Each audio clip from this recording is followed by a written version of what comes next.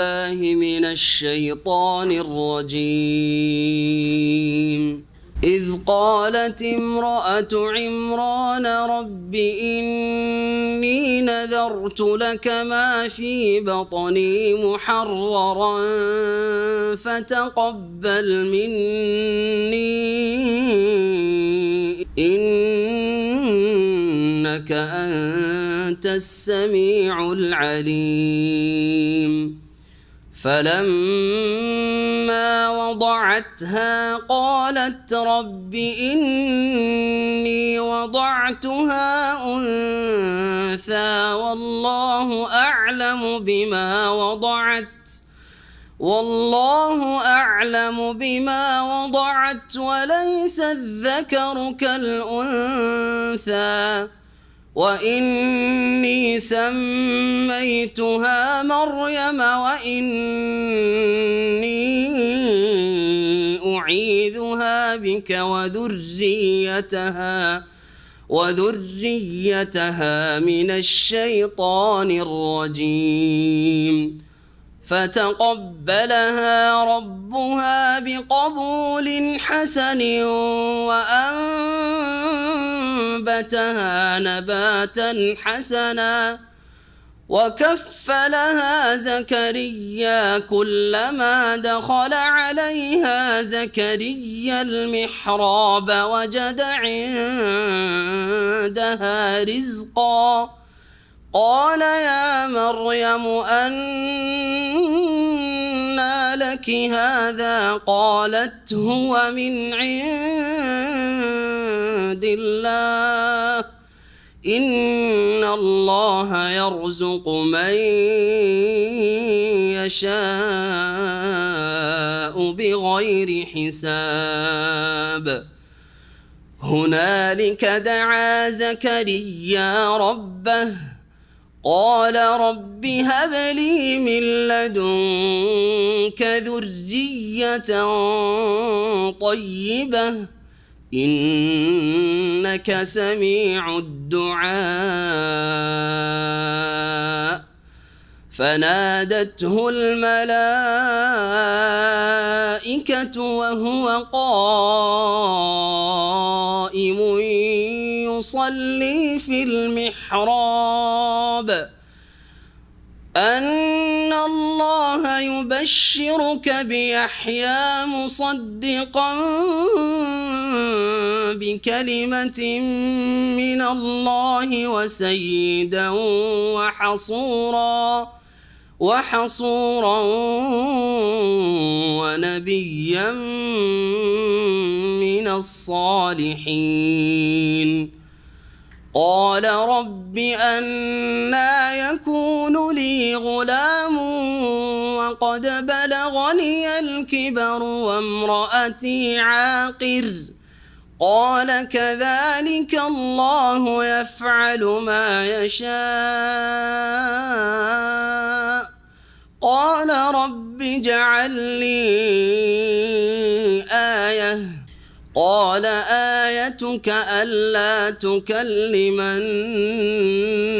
الناس 3 أيام إلا رمزا واذكر ربك كثيرا وسبح بالعشي والإبكار.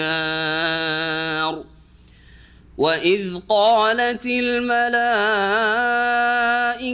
يا مريم إن الله اصطفاك وطهرك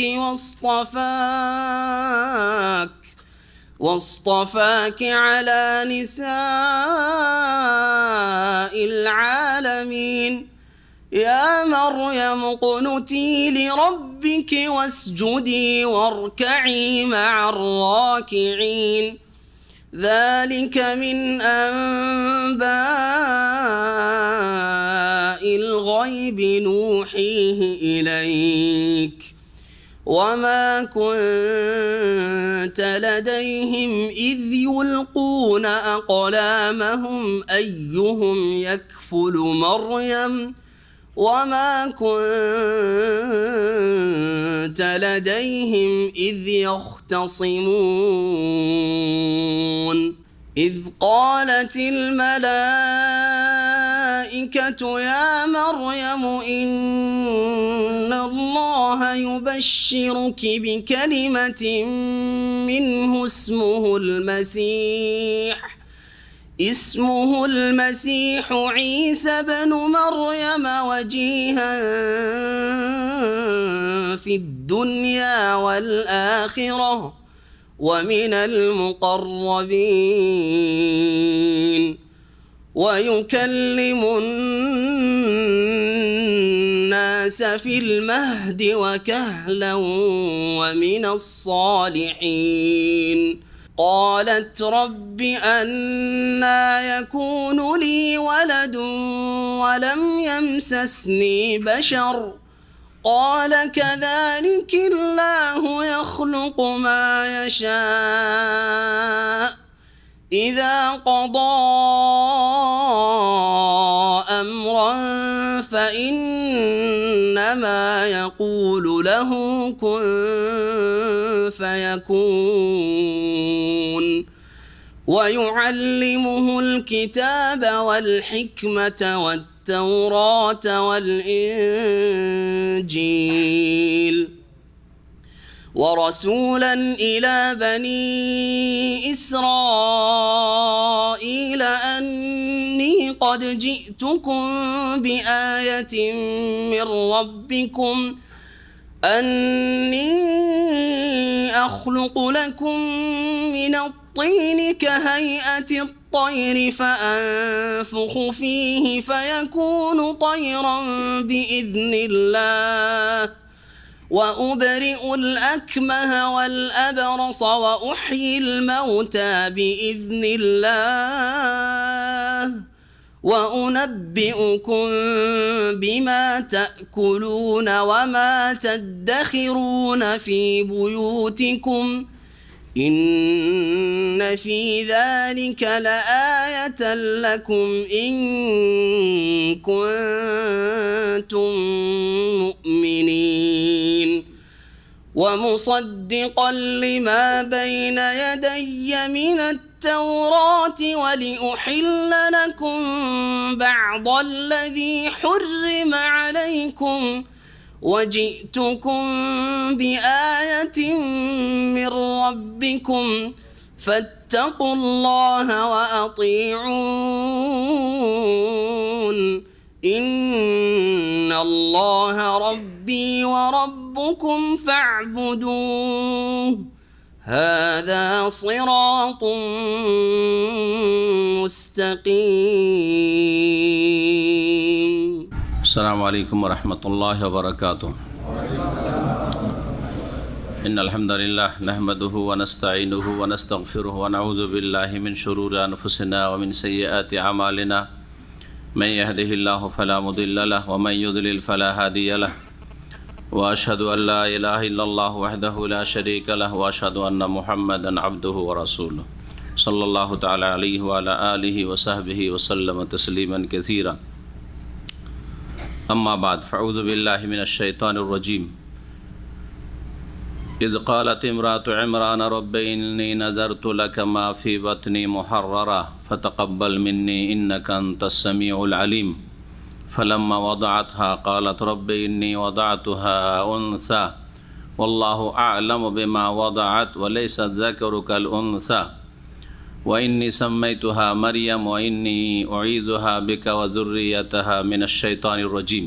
সম্মানিত দিনী ভাতৃমণ্ডলী, আল্লাহ পাক রব্বুল আলমিনের যাবতীয় প্রশংসা যে আল্লাহ পাক রব্বুল আলমিন তার বিশেষ রহমতে আমাদেরকে এখনও ঈমানের অবস্থায় রেখে সুস্থ রেখে মাহে রমজান 1438 পার করে শাওয়াল মাসের 13 তারিখে এই জুমার মোবারক দিনে আবার এই তাফসিরের মাহফিলে বসার তৌফিক দান করেছেন। আলহামদুলিল্লাহ। সালাত এবং সালাম প্রিয় নবী মুহাম্মদুর রাসূলুল্লাহ সাল্লাল্লাহু আলাইহি সাল্লামের প্রতি, যিনি কোরআনে কারীম আল্লাহ রাব্বুল আলামিনের পক্ষ থেকে আমানতের সাথে মানব জাতি পর্যন্ত পৌঁছে দিয়েছেন, যার কথা যার কাজ কোরআনে কারীমের সর্বোত্তম তাফসির, কোরআনে কারীমের সাথে সম্পর্কিত হওয়া, কোরআনে কারীমের মুখস্থকরণ, পড়া এবং তার অর্থ বোঝা, তাফসীর বোঝা এবং তার প্রতি আমল করা, এটি হচ্ছে সবচাইতে উত্তম কাজ। প্রিয় নবী সাল্লাল্লাহু আলাইহি ওয়াসাল্লাম বলছেন, খায়রুকুম মান তাআল্লামাল কোরআন ওয়া আল্লামাহ। তোমাদের মধ্যে সবচাইতে উৎকৃষ্ট ব্যক্তি, সবচাইতে ভালো মানুষ ওই সব লোকেরা যারা কোরআনে কারীম শিখে অথবা শিখায়। মানে শুধু কোরআনের অক্ষর শিখে তা নয়, কোরআনে কারীমের সার্বিক দিক থেকে শিক্ষা অর্জন করে এবং শুধু শিক্ষায় যথেষ্ট না, বরং শিক্ষার যে আসল উদ্দেশ্য সেটা পূর্ণ করে, তা হচ্ছে কোরআনী জীবন গড়া, কোরআনে কারীমের প্রতি আমল করা, কোরআনে কারীমের বাস্তবায়ন করা। মহান আল্লাহ যেন কোরআনে কারীমের হক আদায় করার তৌফিক দান করেন। আজকে তাফসীর করব সূরা আলে ইমরানের আয়াত নম্বর 35 থেকে। এই আয়াত এবং তারপরের কিছু আয়াতে মহান আল্লাহ মারিয়াম আলাইহিস সালামের মায়ের কথা, তার ঘটনা এবং মারিয়াম আলাইহিস সালামের জন্মের ঘটনা, কিভাবে তিনি ভূমিষ্ঠ হলেন এবং তারপরে তার মা ওই সময় আল্লাহ রাব্বুল আলামিনের উদ্দেশ্যে তাকে যে মান্যত করেছিলেন বাইতুল মুকাদ্দাসের খেদমতের জন্য, ইবাদত বন্দিগির জন্য এবং বাইতুল মুকাদ্দাসের সেবা যত্নের জন্য, এই বিষয়গুলি বর্ণনা করেছেন। তারপরে মারিয়াম আলাইহিস সালামের পুত্র ঈসা মসিহ আলাইহিস সালাম, তার কথা মহান আল্লাহ বর্ণনা করেছেন। তিনি কিভাবে বিনা বাপে ভূমিষ্ঠ হলেন, এসব বিষয়গুলি আমাদের আলোচনায় আজকে আসবে। মহান আল্লাহ ইরশাদ করেছেন, ইদ কালাত ইমরাতু ইমরানা, স্মরণ করো যখন ইমরানের স্ত্রী বলল। এই স্মরণ করো কথাটি তাফসীর করতে গিয়ে আমরা বলে থাকি, যেখানে কোরআনে কারীমের ইজ দিয়ে আয়াত শুরু হয়েছে। ইজ যখন, ইজ মানে যখন, এখানে স্মরণ করো শব্দ বলে কোথাও উল্লেখিত নেই। কিন্তু মুফাসসিরিনগণ তাদের তাফসীরের কিতাবাদিতে অথবা যারা তাফসীর করেন আলোচনায়, তারাও এই সময়গুলিতে তাফসীর করতে গিয়ে বোঝাতে গিয়ে বলেন স্মরণ করো। এটি একটি গ্রামারের বিষয়। সেটা হচ্ছে যে ইজ, এটি হচ্ছে আরবি গ্রামারের জারফ, তার আগে একটি ক্রিয়া বা একটি ফেল উজ্জ আছে, সেটা হচ্ছে উজকুর। উজকুর ইজ, সেই সময়কালকে স্মরণ করো। ইজ কালা রব্বুকা, স্মরণ করো যখন তোমার রব বলেছিলে লিল মালাইকা, ফেরেশতাকে, যেখানে ইজ কোরআনে কারীমে আছে। ইজ কালাত ইমরাতু ইমরানা, ওই সময়কালকে স্মরণ করো বা ওই ঘটনাকে স্মরণ করো যখন ইমরানের স্ত্রী বলেছিল রব্বি, তার প্রতিপালকের সামনে দরখাস্ত করে মহান আল্লাহর কাছে দোয়া করেছিলেন তিনি, হে আমার রব। রব্বে আসলে ছিল রব্বি, ইয়া রব্বি ছিল আসলে। ইয়াকে এখান থেকে সরিয়ে দেওয়া হয়েছে আর ইয়াকে হালকা করার জন্য সরিয়ে দেওয়া হয়েছে, হয়ে গেছে রব্বে। এইরকম দোয়া কোরআনে কারীমে অনেক আছে, রব্বে হাবলি মিনাস সালিহিন। হ্যাঁ, রব্বে, আসলে রব্বে না, ইয়া রব্বি ছিল, হে আমার রব। রব্বে, হে আমার রব, ইন্নী নাযারতু লাকা মা ফি বাতনি মুহাররারা, আমার গর্ভে যে সন্তান রয়েছে তা তোমার উদ্দেশ্যে স্বাধীন করার মান্যত করলাম। নাজার তো মান্যত করলাম তোমার জন্য। নজর, মান্যত করা কোনো কিছু অগ্রিম, এইরকম হলে আমি এইরকম করব, সাধারণত এইরকম মান্যতগুলি করে থাকে লোকেরা। অথবা কোনো কিছুর সাথে শর্ত না রেখে এমনিতে এটা আল্লাহর রাস্তায় আমি ছেড়ে দিলাম, এটাও মান্যত। তাহলে মান্যত দুই রকম হয়ে থাকে। আমার যদি বিদেশ যাওয়া হয় বা আমার ছেলের বিদেশ যাওয়া হয়, আমার ছেলের চাকরিটা হয়ে যায় বা আমার ছেলে যদি সুস্থ হয়ে যায়, তো আমি একটা গরু জবাই করে গ্রামবাসীকে খাওয়াবো, এটা মান্যত। তো শর্ত সাপেক্ষ মান্যত, শর্ত পুরা হলে খাওয়াবো, এইরকম মান্যত অধিকাংশ লোকেরা করে থাকে, যেটা সত্যিকার অর্থে আল্লাহর সাথে সুয়ে আদাব, বেয়াদবি খানিকটা। জি, যার ফলে মান্যত করা এই রকম ক্ষেত্রে প্রশংসনীয় নয়, জায়েজ কিন্তু প্রশংসনীয় না। অনেক কাজ আছে জায়েজ কিন্তু প্রশংসনীয় না। অপছন্দনীয়, খুব ভালো না, জায়েজ আছে। আর আরেকটা মান্যত হচ্ছে যে আমি নিয়ত করলাম যে আমার এই ছেলেটাকে, আমার ছেলেটা বাঁচে যদি, এরকম যদি টদি না, আমার ছেলেটাকে আল্লাহর রাস্তায় ছেড়ে দিলাম, আমার ছেলেটাকে দিন শিক্ষার জন্য আমি ছেড়ে দিলাম। এ তো ওই বেয়াদবিটা নেই যে বেয়াদবিটা, যদি আল্লাহ আমার ছেলেটাকে বাঁচায় তাহলে আমি ছাড়ব। বেয়াদবি কেমন করে বেয়াদবি? আপনার সাথে একটা উদাহরণ দিলে বুঝতে পারবেন। আপনাকে যদি আমি বলি যে আমার ইসলামিক সেন্টারে যদি আসেন তাহলে আপনার দাওয়াত, তাই না? ইসলামিক সেন্টারে আসার ক্ষেত্রে আমার ব্যক্তি স্বার্থ নেই, যদিও এখানে ওই রকম বেয়াদবি না। আমার উদ্দেশ্য কিন্তু আপনাকে কিছু এলম দান করা, সেটা হয়তো প্রশংসনীয় হইতে পারে, হ্যাঁ, বুঝছেন না? কিন্তু আপনি যদি শর্ত লাগান এমন ক্ষেত্রে যেটা দিনই কোনো স্বার্থ নেই, আমার বাসায় যদি আসেন তো আপনার দাওয়াত। এবার বুঝতে পারছেন? আমার বাসায় আসলে আপনার দাওয়াত, তার মানে আপনার বাসায় যদি যাই তাহলে দাওয়াত দেবেন। এর চাইতে আরও স্পষ্ট উদাহরণ, যদি আমার এই কাজটা শেখ আপনি করে দেন, আমার একামাটা হয় না, যদি একামাটা একটু রিনিউয়ালের ব্যবস্থা করে দেন, অথবা আমার কফিল খুঁজে পাচ্ছি না, আমি ট্রান্সফার করব, যদি একটা কফিল খুঁজে দেন তাহলে আপনার একটা স্পেশাল দাওয়াত দেব। হ্যাঁ, কেমন লাগছে দাওয়াতটা? ভালো লাগছে না খারাপ লাগছে? এবার বুঝতে পারছেন না? তো আল্লাহকে যেন বলছেন যে আল্লাহ যদি আমার ছেলেটাকে বিদেশ পাঠিয়ে দাও তুমি, অথবা আমার ছেলেটা চাকরি লেগে যায় তুমি লাগিয়ে দাও, তাহলে তোমার জন্য এটা করলাম, আর না হলে করলাম না। বেয়াদবি না? এই জন্য কিছু কিছু হাদিসে লা তানজুরু, তোমরা মানত করিও না, নিষেধ আছে। অনেক আলেমরা বলছেন নিষেধ মানে জায়েজ নয় মানত করা, কিন্তু আবার করে বলছে ওয়াল ইউফু নজুর, তোমাদের মানত পূরণ করো।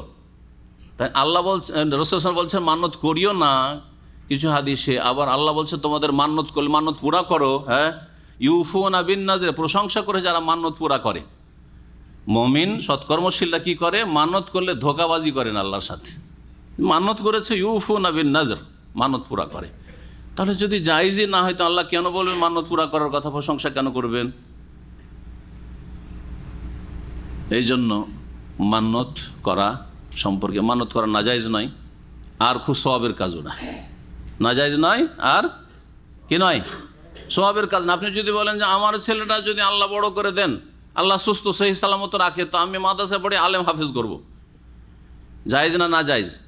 জায়েজ, কিন্তু কোনো সওয়াবের কাজ করলেন না। ভালো করে শুনে রাখেন, এইরকম ভুলগুলি অনেকে করেন। এটা হচ্ছে দুই রকমের দলিলের মাঝে সমন্বয়। তাহলে কি করতে হবে? আমি শর্ত না লাগিয়ে, আল্লাহ তুমি আমাকে নিয়ামত দান করেছো, তোমার দিনের জন্য ছেড়ে দিলাম।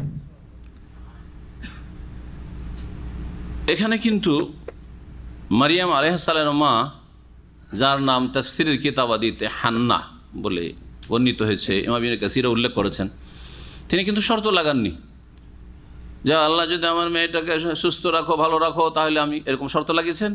ইন্নী নাযারতু লাকা মা ফি বাতনি মুহাররারান। তাই যে মান্যতের যে দুটো তরিকা বললাম, আপনি শর্ত না লাগিয়ে বলবেন যে আল্লাহ তুমি যে নিয়ামত দান করেছো তোমার জন্য আমি ছেড়ে দিলাম, হ্যাঁ, বা আল্লাহ আলহামদুলিল্লাহ, আল্লাহ তুমি ভালো রেখেছো, আমি 10 জনকে খাওয়াবো, দিনী ভাইদেরকে খাওয়াবো, ইত্যাদি। জি, কোনো শর্ত না। আমার রোগ ভালো হলে খাওয়াবো, এরকম কোনো শর্ত না। মান্যতে অনুৎসাহিত করেছেন নবী করিম সাল্লাল্লাহু আলাইহি সাল্লাম, আর সাদাকায় দান খায়রাতে উৎসাহিত করেছেন। মান্যতে অনুৎসাহিত করেছেন, আর সাদাকায় দান খায়রাত কি করেছেন? উদ্বুদ্ধ করেছেন, উৎসাহিত করেছেন।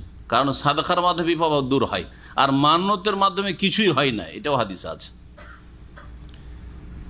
মান্যত আগেও বাড়িয়ে দেয় না, পিছিয়েও দেয় না, কোনো ফায়দা হয় না। ইন্নামা ইউস্তাখরাজু মিন মালিল বাখিল, হাদিসে রয়েছে। কৃপণ লোকেরা পয়সা খরচ করবে না, খাওয়াবে না, দান খায়রাত করবে না, খরচ করবে না, মান্যত করেছে, এখন বাধ্য করতেই হবে, তাদের কাছ থেকে কিন্তু সম্পদ বের করা হয়, আর কোনো ফায়দা হয় না। পক্ষান্তরে সাদকা দান খায়রাতের মাধ্যমে কি হয়? বিপদ আপদ দূর হয়, হ্যাঁ, মনের আশা পূরণ হয়, অগ্রিম আল্লাহর রাস্তায় উৎসর্গ করলেন, কোরবানি করলেন কিছু। এর মাধ্যমে অনেক পার্থিব উপকারিতা রয়েছে, আর পারলৌকিক উপকারিতা তো রয়েছেই। মান্যত যদি কেউ করে নেয় তাহলে সেটা পুরা করা মুস্তাহাব, নাকি ফরজ? ফরজ। কাজ জায়েজ, একেবারে জায়েজ ছিল, সুন্নাতও ছিল না কাজটি, শুধু জায়েজ কাজ ছিল, করলে জায়েজ, কিন্তু সেটা নিজের মান্যত করার কারণে কি হয়ে গেল? ফরজ। নামাজ, রোজা, যাকাত ইত্যাদি যে ফরজ রয়েছে সেরকম ফরজ হয়ে গেল। মানত পুরা করা কি ফরজ। এই জন্য মান্যতের সংজ্ঞা হচ্ছে যে ইজাব ও মালা ইয়ালজাম, যেটা বাধ্যতামূলক লাজেম ছিল না, আবশ্যক ছিল, সেটাকে নিজের ওপর আবশ্যক করে দেওয়া। আপনার জন্য কোনো জরুরি ছিল না যে আপনাকে এতগুলো লোককে খাওয়াইতে হবে, হ্যাঁ, একটা গরু সাদকা করতে হবে, অথবা 3টা রোজা রাখতে হবে। আমার ছেলেটা বিদেশ গেলে আমি 3টা রোজা রাখবো, 2 রাকাত নামাজ পড়বো না। অনেক সময় কাজটা ভালো, অনেক সময় কাজটা জায়েজ, কিন্তু আপনি যেহেতু মানত করে ফেলেছেন সেজন্য কি হয়ে গেছে? ফরজ হয়ে গেছে। অলিউফু নজুর রহম, তারা যেন মানত পুরা করে, অবশ্যই। কোরআনে কারীম সূরা হজ আল্লাহ ইরশাদ করেছেন। তো মারিয়াম আলাইহিস সালাম সম্পর্কে তার মা, কিন্তু তার মা এখন পেটে বাচ্চা আছে, মানত করছেন, তিনি কল্পনা করেন যে পেটে আমার মেয়ে সন্তান, কন্যা সন্তান আছে, পেটে যা আছে, গর্ভে যা আছে, আমি আল্লাহর জন্য মানত করলাম, মানে আল্লাহর রাস্তায় ছেড়ে দিলাম। মহারানা স্বাধীন মানে তার দ্বারা সংসারের কোনো কাজ নেই, মানে আল্লাহর জন্য সেটা ছেড়ে দিলাম। সে আল্লাহর ইবাদতবন্দি করবে সবসময়, এবং বাইতুল মুকাদ্দাস, তারা যেহেতু প্যালেস্টাইনের অধিবাসী ছিলেন, বাইতুল মুকাদ্দাস পবিত্র মসজিদ, সেই মসজিদের খেদমত করবে, দেখাশোনা করবে, সেবা করবে ইত্যাদি।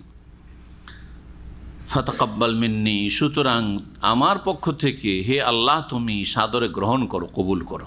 এই আমার মান্যত যে আমি নিয়ত করেছি যে আমার গর্ভে যা আছে তোমার জন্য আমি স্বাধীন ছেড়ে দিলাম, সেটা তুমি কবুল করো। কবুলের দোয়া করতে হবে। আম্বিয়া রসুলগণ এবং সিদ্দিকিন সালেহিন নেক লোকেরা তারা যুগে যুগে কবুলের জন্য দোয়া করেছে, কারণ আমল করা শুধু যথেষ্ট না যদি সেটা কবুল না হয়। অনেক লোক রয়েছে যারা আমল অনেক বেশি করে কিন্তু তার আমল কবুল হয় না। সাহাবাই কেরামগণ আমল করার পরে খুব ভয়ে থাকতেন যে আমল কবুল হয় কি না। ওয়াল্লাযীনা ইউতুনা মা আতাউ ওয়া কুলুবুহুম ওয়াজিলা, সূরা মুমিন আল্লাহ রাব্বুল আলামিন তাদের সম্পর্কে বলছেন, এটা সাহাবাই কেরামদের সম্পর্কে বলছেন যে তারা আমল করত, দান খায়রাত করত, ইবাদত বন্দি করত, তারপরেও তাদের অন্তর ভয়ে কম্পিত থাকত, থরথর করে কাঁপতো যে হায় আল্লাহ আমার সালাত কবুল হইল কিনা, আমার সিয়াম রমজান মাসের রোজা কবুল হইল কিনা, আমার তারাবি কবুল হইল কিনা, আমার লাইলাতুল কদর কবুল হইল কিনা, আমার ফরজ নফল কবুল হইল কিনা, আমার যাকাত কবুল হইল কিনা। ও কুলুবহুম ওয়াজিলা, কেন ভয়ে থাকতো যে কবুল না হলেও তো আল্লাহর কাছে রক্ষা পাবো না, আন্নাহুম ইলা রাব্বিহিম রাজিউন, আল্লাহর সামনে ফিরে যেতে হবে, সেখানে জবাব দিতে হবে, সেখানে যদি কিছু না পাই, কবুল না হয় তো খালি হাতে। আল্লাহ যেন আমাদের কবুল করে। ইব্রাহিম আলাইহিস সালাম সবচেয়ে শ্রেষ্ঠ ঘর নির্মাণ করছেন, কাবা ঘর, হ্যাঁ, বাপ বেটা দুজন মিলে, তাই না? কাজ তো খুবই ভালো। আমরা ওইরকম কাজ করতে পারি তো মনে করবো যে আমার মতো ভালো মানুষ আর পৃথিবীতে কেউ নেই, তাই না? আর কবুলের চিন্তা কি, কবুল হবে না তো হবেটা কি? হ্যাঁ, কিছু আমল করে আত্মহংকারে ফুলে বেলুন হয়ে যাচ্ছেন। ইব্রাহিম আলাইহিস সালাম বলছেন আল্লাহ রাব্বুল আলামিন, ওয়াইদ ইয়ারফা ইব্রাহিমুল কাওয়াইদা মিনাল বাইত রব্বানা তাকাব্বাল মিন্না ইন্নাকা আনতাস সামিউল আলিম। যখন স্মরণ করো, ইয়ারফা ইব্রাহিমুল কাওয়াইদা মিনাল বাইত, বাইতুল্লাহর ঘর নির্মাণ করছেন ইব্রাহিম আলাইহিস সালাম এবং ওয়া ইসমাইল, তার ছেলে ইসমাইল, বাপ বেটা দুজন মিলে। আর একটা করে ইট পাথর বসাচ্ছেন, দেয়াল উঁচা হচ্ছে, আর প্রতিটি ইটে বলতে আছেন, ইট বসাচ্ছেন আর বলতে আছেন বাপ বেটা দুজন মিলে, রব্বানা তাকাব্বাল মিন্না, হে আমাদের রব আমাদের পক্ষ থেকে কবুল করো, তাকাব্বাল মিন্না, আমাদের পক্ষ থেকে কবুল করো, এই ঘর কবুল করো, আমাদের ফরজ নফল কবুল করো, ইবাদতবন্দি কবুল করো, নেক আমল কবুল করো, ইন্নাকা আনতাস সামিউল আলিম, নিশ্চয় তুমি সর্বশ্রোতা সর্বজ্ঞাত। ফাতাকাব্বাল মিন্নি, এখানেও মারিয়াম আলাইহিস সালামের মা কবুলের দোয়া করেছেন, ইন্নাকা আনতাস সামিউল আলিম এখানে রয়েছে। আল্লাহ সব কিছু শোনেন, সুতরাং বান্দা যেখান থেকে ডাকেন না কেন আল্লাহ শুনছেন, যে অবস্থায় ডাকেন না কেন শুনছেন। আর যেখানেই থাকেন না কেন আলিম তিনি জানছেন। সুতরাং এই কথা মনে করেন যে আমার কথা আমার মতো অসহায় আর দুর্বল ইমানের মানুষ, আর আমি একজন সাধারণ মানুষ, আমার কথা কি আল্লাহর কাছে পৌঁছিবে না? পৌঁছাইলে কি করতে হবে? ওসিলা ধরতে হবে। ওসিলা কি? নবী রসুলগণের ওসিলা, আর না হলে ওলিয়া উলিয়া গৌস কুতুবদের ওসিলা।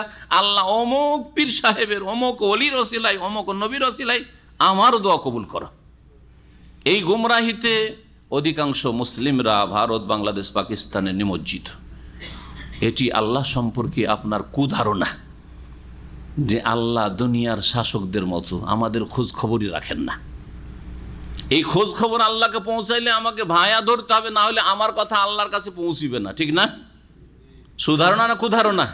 কুধারণা এটা আল্লাহ সম্পর্কে, শুয়ে যান এটা আল্লাহ সম্পর্কে। 2 নম্বর কথা, আর একটি খারাপ দিক রয়েছে, সেটা হচ্ছে আল্লাহকে দুনিয়ার শাসকদের অনেকে যে জালেম তাদের মতো মনে করা।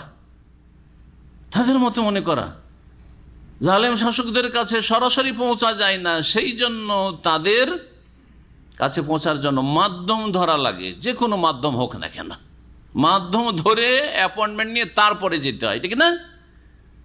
আর না হলে ধাক্কা দিয়ে বের করে দেওয়া হবে, গেটে গেলেই গেটের কাছেও যেতে দেওয়া হবে না। আল্লাহ রাব্বুল আলমকে দুনিয়ার জালেম শাসকদের সাথে তুলনা করলেন।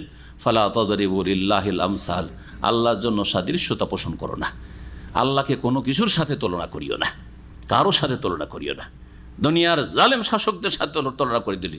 দুনিয়ার যারা শাসক তারা কিছুই খবর রাখে না যে আমার দেয়ালের আড়ে, আমার চোখের আড়ে, দরবারের বাইরে কে ধর্ণা দিয়ে আছে আর কে কোন অসহায় অবস্থায় আছে আমার প্রজা, কোনো খবর রাখে না। তাদের সাথে তুলনা করে দিলেন রব্বুল আলমীরকে, যিনি আল্লামুল গয়ুব, সব কিছুই তিনি দৃশ্য অদৃশ্যের জ্ঞানী তাকে। এই জন্য মনে রাখবেন যে যারা আল্লাহ ছাড়া অন্যকে ডাকে তারা বড় শিরক করে, আর যারা আল্লাহকে ডাকে কিন্তু মাধ্যম দিয়ে তারা বড় বেদাতি। ভালো করে শুনে রাখেন, বড় বিদাতি তারা। সাবধান হয়ে যান সব বিদাত থেকে, না হলে আমল কবুল হবে না। আল্লাহ সম্পর্কে এই কুধারণ রেখে কখনো দুনিয়া আখিরাতে শান্তি হবে না। আল্লাহ ভালো করে জানছেন, আল্লাহ সম্পর্কে তোমার সুধারণা ছিল না যে আল্লাহকে আমি পাবো না। আল্লাহকে পাওয়াটা কঠিন ব্যাপার, আল্লাহকে রাজি করা কঠিন ব্যাপার। কাউকে মাধ্যম যদি না ধরতে পারি তাহলে আল্লাহর কাছে পৌঁছা যাবে না। এইসব কুধারণাই ছিলে, সুতরাং কোনোদিন তোমার আশা। তারপরে সন্তান ভূমিষ্ঠ হইল। ফালাম্মা ওয়াদাআতহা, বলছেন যখন মারিয়াম আলাইহিস সালামের মা, ইমরানের স্ত্রী, তার মানে ইমরান হচ্ছে কার বাপ তাহলে? হ্যাঁ, মারিয়াম বিনতে ইমরান, ইমরানের মেয়ে মারিয়াম আলাইহিস সালাম। ফালাম্মা ওয়াদাআতহা, যখন তাকে ভূমিষ্ঠ করল, গর্ভপ্রসব হলো। কালাত, তখন দেখল আরে কি, তো মেয়ে সন্তান। কালাত, বলে উঠলো, রব্বে, হে আমার রব, ইন্নী ওয়াদাতুহা উনসা, এ তো আমি ভূমিষ্ঠ করলাম মেয়ে সন্তান। আর মেয়ে সন্তানকে মসজিদের খেদমতে কেমন করে দেব? সেখানে পুরুষরা আসবে, এই মেয়ে কিছুদিন পরে বড় হয়ে যাবে, তো এই মেয়েকে তো রাখা যাবে না মসজিদে। ছেলে সন্তান হইলে রাখা যেত। আমার তো আশা ছিল অন্যরকম, মানত ছিল অন্যরকম, কি করে এই কাজে দেব? পরেশান হয়ে উঠলেন। ওয়াল্লাহু আ'লামু বিমা ওয়াদাত, এবং আল্লাহ বেশি জানেন যে সে কি ভূমিষ্ঠ করেছে অথবা করবে। আল্লাহ সব সময় জানেন, এমন নয় যে কোনো একটা সময় আল্লাহ জানেন, তাই না? আল্লাহ সব সময় জানেন। যার এখনো জন্ম হয়নি, তার জন্ম হবে কখন, তারপর তার ওরসে কজন ছেলে মেয়ে জন্মিবে, তো সেই ছেলে মেয়েগুলো সৎ হবে না অসৎ হবে, বাঁচবে না বাল্য জীবনে মরে যাবে, সব আল্লাহ জানেন, ঠিক না? অমুক ব্যক্তি যদি পৃথিবীতে আসতো, সুস্থ থাকতো আর বড় হইতো, তাহলে সৎ হতো না অসৎ হইতো, তাও আল্লাহ জানেন। জি, সব কিছু আল্লাহর উপর জানেন। আল্লাহ ভালো জানেন যে সে কি ভূমিষ্ঠ করেছে। ওয়ালাইসা যাকারু কাল উনসা, পুরুষ নারীর মতো না, পুরুষ নারীর মতো না। এর ব্যাখ্যা কি? আয়াতের তাফসীর আমি জিজ্ঞাসা করছি আপনাদের, কে বলতে পারে সঠিক ব্যাখ্যা? যদি বলেন যে পুরুষ নারীর মতো না, মানে পুরুষ জাতি নারী জাতির মতো না মর্যাদার দিক দিয়ে, তাহলে নারী জাতি বেশি মর্যাদা সম্পন্ন, তাই না? হয় কি হয় না? আয়াতের তাফসীর করলে এটাই কি তাফসীর, যে নারী জাতি বেশি মর্যাদা সম্পন্ন পুরুষের চাইতে? বলেন। এটা মানেন? যদি বলেন যে হ্যাঁ হইতে পারে, যেহেতু কোরআনে আছে, তো নারী জাতি যদি বেশি মর্যাদা সম্পন্ন, পুরুষরা নারীদের মতো মর্যাদা সম্পন্ন হতে পারে না, এইটাই যদি তফসির না হয়, তাহলে আম্বিয়া রসুলগণ সকলে তো পুরুষ, সকলে পুরুষ, তো যারা বেশি মর্যাদা সম্পন্ন তাদের মাঝে কি করে আম্বিয়া রসুল আসলেন? বোঝা গেছে না? তাহলে বোঝা গেল নিশ্চিত এই অর্থ নয় এই আয়াতের, ওয়ালাইসা যাকারু কাল উনসা। জি, তাহলে এখানে আযযাকার, আরবি গ্রামার যারা বুঝেন, মাদ্রাসায় পড়েছেন, তাদের জন্য কিছু বলছি। আযযাকার এই আলিফ লাম জিনসের জন্য নয়, আল উনসার আলিফ লাম যে লাম তারিফ, এটা জিনসের জন্য না, বরং এটা হচ্ছে আহদের জন্য। হ্যাঁ, আহদে খারিজি বা আহদে জেহনি, এগুলোর মেলা বিবরণ আছে। আলিফ লামের যে প্রকরণ রয়েছে, জি, ইস্তিগরাক, আলহামদু ইস্তিগরাক, যাবতীয় প্রশংসা, আল মানে এখানে ইস্তিগরাকের অর্থ। তাহলে এখানে এই কথা বলতে পারেন যে জিনসে যাকার জিনসে উনসার মতো না, অর্থাৎ পুরুষ জাতি নারী জাতির মতো হতে পারে না, নারীরা বেশি সম্মানিত, এই অর্থ তাহলে এই আয়াতের কখনো নয়। তাহলে কি অর্থ হইতে পারে? কে বলবে? যদি কেউ বলতে পারে তার জন্য গিফট রয়েছে। হ্যাঁ বলেন। আমাদের তো আর আল্লাহুম্মা সাল্লি আলার বিদাতে নেই যে একটু আল্লাহুম্মাতে লাগিয়ে দিয়ে আপনাদেরকে মহব্বতের সাথে দুরুদ আর মহব্বতের সাথে জিকির, হ্যাঁ, লা ইলাহা করে কুফরিয়া কথা বলে ইল্লাল্লাহ আপনাদের জন্য ছেড়ে দিল আমাদের বিদাতি মৌলভী সাহেব, তো ওটা তো আমাদের নেই। তো চলেন এখনো প্রশ্নের উত্তর আপনারা তৈরি করেন, ততক্ষণ আমি একটু বিরতি। আশেপাশে ঘুরছেন, কিন্তু আসল উত্তর যদি লেখাপড়া না থাকে তো এটা অত সহজ বলা নাই। এর একটা আমি এমন একটা তর্জমা করছি, এমনি প্রথম তর্জমা কি করলাম, যাতে করে সাধারণ একটা অনুবাদ করলাম। এখন এমন একটা অনুবাদ করছি যাতে আপনার তাফসিরের কাছে কাছিয়ে দিব আপনাকে। ওয়ালাইসা যাকারু, কাঙ্ক্ষিত পুরুষ, কাঙ্ক্ষিত পুরুষ অথবা কাঙ্ক্ষিত ছেলে সন্তান, কাল উনসা, প্রাপ্ত যেটা পেয়েছে, হ্যাঁ, যেটা এসেছে, প্রাপ্ত বা যে ভূমিষ্ঠ হয়েছে মেয়ে সন্তান, তার মতো না। আর বুঝেন, কাঙ্ক্ষিত পুরুষ বা কাঙ্ক্ষিত ছেলে সন্তান, কাঙ্ক্ষিত কি ছিল এর কাছে? ইমরানের স্ত্রীর কাছে আকাঙ্ক্ষা ছিল, ওর তার মনে আকাঙ্ক্ষা ছিল যে একটা ছেলে সন্তান পাবো, যে ছেলে সন্তানটা কি হবে, বাইতুল মুকাদ্দাসের খাদেম হবে। আকাঙ্ক্ষা এতটুকু ছিল, ছেলে সন্তান হবে। এজন্য আরবি গ্রামার বলছে যে আহাদ, আহাদ ওই বিশেষ বিশেষ কি বিশেষ পুরুষ বিশেষ নারীর মতো, বিশেষ পুরুষ বিশেষ নারীর মতো না। বিশেষ নারীকে মারিয়াম আলাইহিস সালাম, বিশেষ নারীকে মারিয়াম আলাইহিস সালাম, আর বিশেষ পুরুষ মানে যেটা কাঙ্ক্ষিত, তার কাঙ্ক্ষিত পুরুষ এতটুকু ছিল, তার চাওয়ার দৌড় এতটা ছিল যে এমন একটা ছেলে সন্তান হোক যে ছেলে সন্তানটি কি করবে, বাইতুল মুকাদ্দাসের খেদমত করতে পারবে, ঠিক না? এটা ছিল কাঙ্ক্ষিত পুরুষ বা কাঙ্ক্ষিত ছেলে সন্তান। আর যেটা প্রাপ্ত আল্লাহর পক্ষ থেকে যে পেয়েছে ইমরানের স্ত্রী, সেটা হচ্ছে কে? মারিয়াম আলাইহিস সালাম। এই মারিয়াম আলাইহিস সালামের মতো তোমার কাঙ্ক্ষিত ছেলে সন্তান কখনো হইতে পারে না। এবার বোঝা গেছে? বুঝতে পেরেছেন না পারেননি? আর একটু ভেঙে বলি তাহলে, কারণ সবাই তো বুঝবেন না এরকম কথা। সেটা হচ্ছে যে মারিয়াম আলাইহিস সালাম একজন মহিলা, মেয়ে, তাই না? বড় হলেন, বড় হওয়ার পরে তিনি গর্ভধারণ করলেন, ছেলে জন্মিল তার গর্ভে, ছেলের নাম ঈসা আলাইহিস সালাম। ঈসা আলাইহিস সালাম কি হলেন? আল্লাহর রাসূল হলেন, বড় একজন রাসূল, 5 জন রাসূলের একজন রাসূল, উলুল আজম। তার উম্মত কত বড় একটি বিশাল উম্মত, তাই না? এখনকার উম্মত গুমরাহ, পথভ্রষ্ট উম্মত যারা দাবিদার, কিন্তু যতদিন পর্যন্ত মুহাম্মদ রাসূলুল্লাহ সাল্লাল্লাহু আলাইহি সাল্লামের রেসালাত আসেনি ততদিন পর্যন্ত তো ঈসা আলাইহিস সালামের নিয়ে আসা আসল দিন, অবিকৃত দিন যারা পালন করেছে তারা হকের ওপর কিনা, তারা মুমিন কিনা? বড় একটি উম্মত, এটি উম্মত হইল। ঈসা আলাইহিস সালাম কিয়ামতের আগে আবার আসবেন, পৃথিবী জুলম অত্যাচারে ভরপুর হয়ে যাবে, জুলম অত্যাচারের অবসান ঘটিয়ে ইনসাফ এবং সুবিচার দিয়ে পৃথিবীকে ভরপুর করে দেবেন। এটা কার মাধ্যমে হবে? ও মারিয়াম আলাইহিস সালাম, যে মারিয়াম, হাই এই মেয়ে কেন জন্মাইলো? যদি ছেলে জন্মাইতো তার গর্ভে, হ্যাঁ, আশা ঈসা আলাইহিস সালামই না তিনি, ঠিক কিনা? তাহলে কত বড় একটা মর্যাদা পেলেন এই ইমরানের স্ত্রী, যে তিনি হচ্ছেন ঈসা আলাইহিস সালামের কে নানি। যদি একটা ছেলে সন্তান জন্মাইতো তো বাইতুল মুকাদ্দাসের ওই ঝাড়ু দেওয়া, পরিষ্কার করা, দেখাশোনা করা, দরজা খুলে দেওয়া, বন্ধ করা, এতটুকুতে তার খেদমত সীমিত থেকে যেত, ঠিক না? এবার বুঝতে পেরেছেন? কাঙ্ক্ষিত পুরুষ প্রাপ্ত নারীর মতো নয়। যেটা তোমাকে দেওয়া হয়েছে, যেই মেয়ে সন্তান তোমাকে দেওয়া হয়েছে, সেটার মতো তোমার কাঙ্ক্ষিত পুরুষ কখনো হইতে পারে না। এই নয় যে সব পুরুষের চাইতে সব মহিলা ভালো, না। কিছু মহিলা আছে যারা অনেক পুরুষের চাইতে ভালো, সকল পুরুষের চাইতে ভালো নয়, আবার সকল পুরুষের চাইতে ভালো। কারণ সবচেয়ে ভালো মানুষ মুহাম্মদুর রাসূলুল্লাহ সাল্লাল্লাহু আলাইহি ওয়াসাল্লাম, ইব্রাহিম খলিলুল্লাহ আলাইহিস সালাতু ওয়াসসালাম, ঠিক না? তারা সকলেই পুরুষ। আম্বিয়া রাসূলুল্লাহ সবচেয়ে শ্রেষ্ঠ মানুষ, তারা সকলেই পুরুষ মানুষ, কোন নবী মহিলা হননি। সুতরাং যদি বলা হয় জাতি হিসাবে পুরুষ উত্তম না মহিলা উত্তম?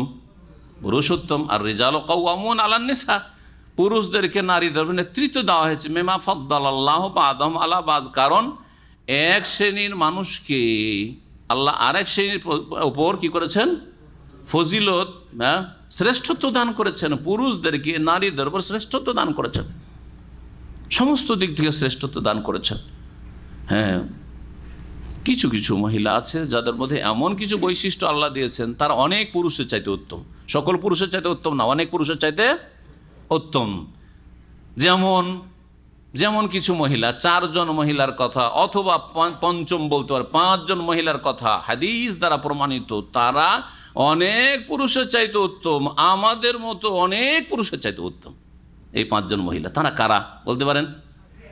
না, আসিয়া একটা, মাশাআল্লাহ। আর আয়েশা, চলেন, খাদিজা, মারিয়াম, ফাতেমা, ঠিক আছে? জি হ্যাঁ, এগুলি বিভিন্ন হাদিস আছে, দু একটি হাদিস আপনাদেরকে শোনাবো। আল্লাহ বলছেন ওয়ালাইসা যাকারু কাল উনসা, কাঙ্ক্ষিত ছেলে সন্তান কাল উনসা, তুমি যে প্রাপ্ত হয়েছ যে মেয়ে সন্তান তার মতো নয়। ওয়াইন্নি সাম্মাইতুহা মারিয়াম, এই ওয়াইন্নি সাম্মাইতুহা, আমি তার নাম রাখলাম, এটি কার উক্তি? হ্যাঁ, আল্লাহ না, আল্লাহর নয়। এটি কার? মারিয়ামের মায়ের, ইমরানের স্ত্রীর উক্তি। আমি তার নাম কি রাখলাম? মারিয়াম রাখলাম। তাও মারিয়ামের মা, মারিয়ামের নাম কি রাখলেন? মারিয়াম রাখলেন। ওয়া ইন্নী উঈযুহা বিকা ওয়া যুররিয়াতাহা মিনাশ শাইতানির রাজিম, এবং আমি তাকে আশ্রয় রাখছি তোমার, হে আল্লাহ, ওয়া যুররিয়াতাহা, এবং তার সন্তানকেও, ঈসা আলাইহিস, তার সন্তান, এই মেয়ের যে সন্তান হবে আগামীতে, তাদেরকেও তোমার আশ্রয় রাখছি, তোমার পানাহে রাখছি, মিনাশ শাইতানির রাজিম, বিতাড়িত শয়তান হতে। কয়েকটি কথা এতে রয়েছে। একটি কথা তো হয়ে গেল লাইসা যাকারু কাল উনসা, আরেকটি কথা হচ্ছে যে নাম রাখলাম তার কি? মারিয়াম। এই নাম রাখার বিষয়টি, নাম রাখা কোন দিনে নাম রাখতে হবে? জন্ম যেদিন হইল কোনো ছেলে মেয়ের, সেই দিনে নাম রাখা চলবে না 7ম দিনে নাম রাখতে হবে? 7ম দিনে। আয়াত তো বলেনি যে 7ম দিনে, ভূমিষ্ঠ হয়েছে নাম রেখে দিয়েছেন। আয়াত বলে যে যেদিন ভূমিষ্ঠ হয়েছে তখনই নাম রেখে দিয়েছে। এই জন্য উলামায়ে কেরামদের নিকটে যেই দিন ভূমিষ্ঠ হয় সেই দিনে নাম রাখা জায়েজ। আর 7ম দিনে কেউ যদি নাম রাখে, এই মর্মে একটি হাদিস রয়েছে, তার প্রতি আমল করে 7ম দিনে নাম রাখো, এর পরে বিলম্ব করবে না। এই মর্মে আল্লাহ ইবনে কাসির রাহমাতুল্লাহ আলাইহি বলছেন ওয়াইন্নী সাম্মাইতুহা মারিয়াম ফিহি দালালাতুন আলা জাওয়াজি তাসমিয়াতি ইয়াউমাল উলাদা, এই আয়াত প্রমাণ করে যে জন্মের দিনেই নাম রাখা জায়েজ। ছেলে জন্মিল সাথে সাথে নাম রেখে দিল, জায়েজ। অনেকে আগে থেকে নাম চয়েস করে রাখেন, আর যেদিন জন্মিল সেই দিনে নাম রেখে দিন, অসুবিধা নেই, আর 7 দিন পর্যন্ত অপেক্ষার কোনো প্রয়োজন করে না। কামা হুয়া জাহির, যেটা স্পষ্ট এই আয়াত থেকে। আর আগের শরীয়ত, আমাদের শরীয়ত যদি তার বিপরীত কিছু না আসে, কোরআন এবং হাদিসে যদি রহিতকারী কোনো দলিল না থাকে, তাহলে আগের শরীয়তের বিধিবিধানগুলো আমাদের জন্য প্রযোজ্য। তারপরে আরেকটি হাদিসের সমর্থন করে।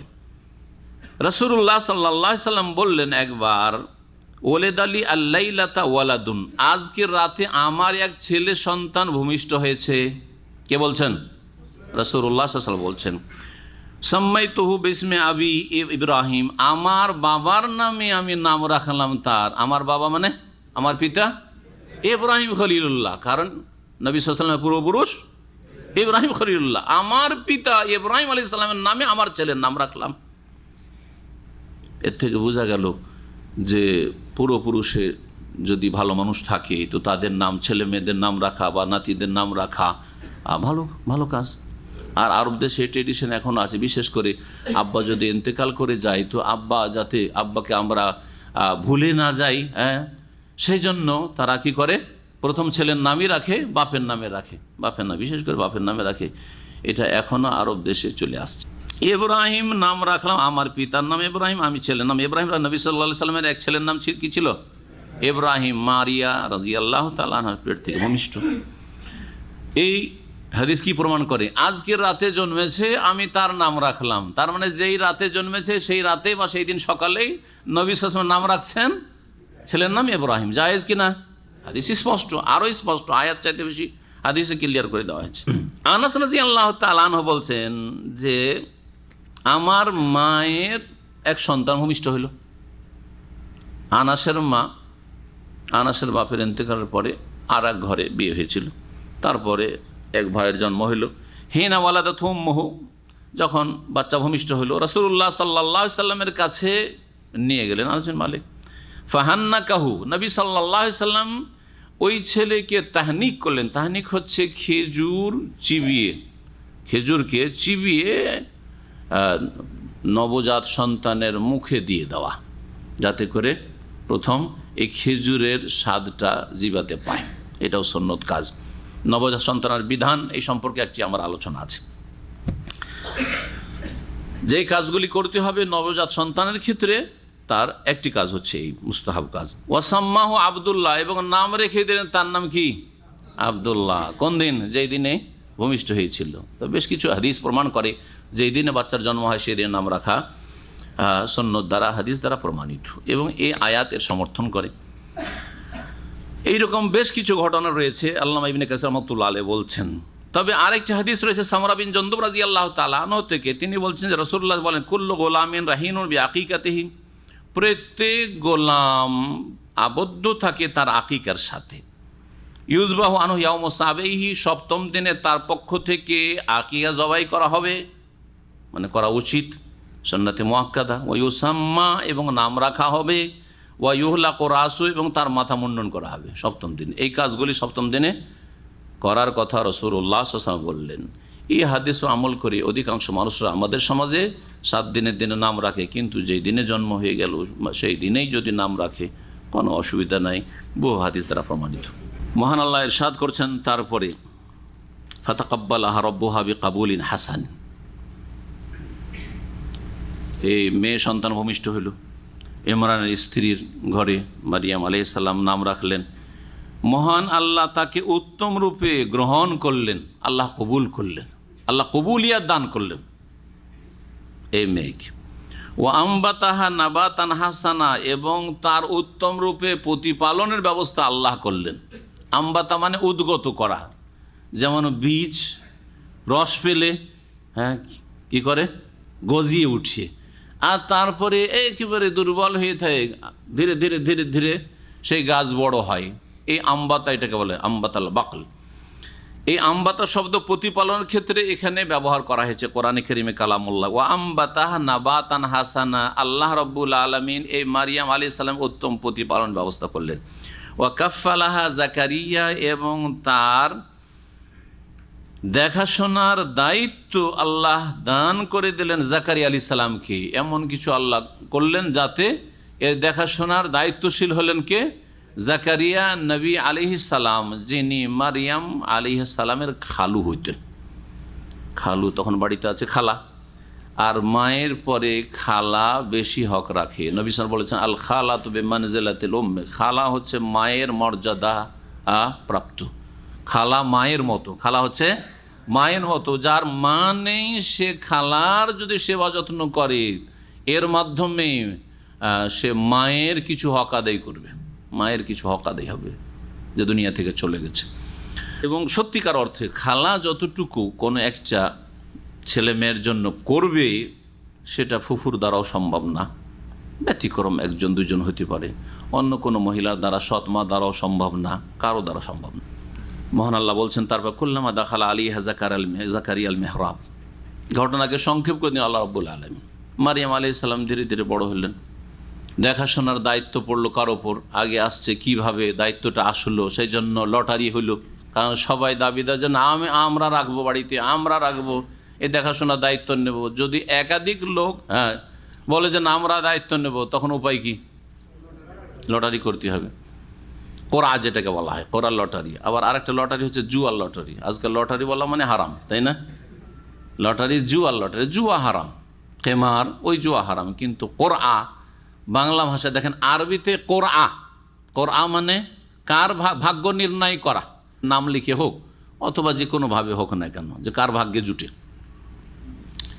কোরআ আলাদা শব্দ, যেটা শরীয়ত সম্মত জায়েজ, কোরআনের বৈধতা রয়েছে, হাদিসও রয়েছে। নবী সাল্লাল্লাহু আলাইহি ওয়াসাল্লাম যখন সফরে যেতেন, সবাই তো স্ত্রীরা বলে আমিও যাব, আমিও যাব। কয়জনকে নিয়ে যাবেন? একজনকে নিয়ে যেতে পারবেন। কি করবেন তখন?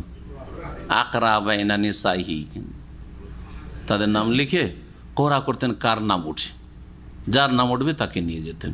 আপনার দুটো স্ত্রী আছে বাংলাদেশে, অনেকের আছে হয়তো, আর আপনি ফ্যামিলি ভিসা বের করছেন বা ভিজিট ভিসা বের করছেন, দুজনে বলে আমি যাব।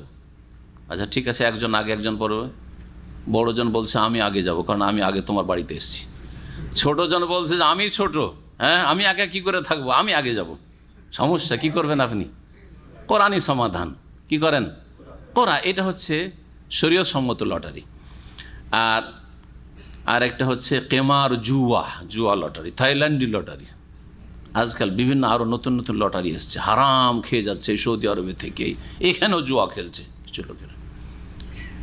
মিন আমালি শয়তান, শয়তানের কাজ এগুলি। তার জন্য কেমার অথবা মাইসের, এগুলি হচ্ছে কোরআন এবং হাদিসের শব্দ।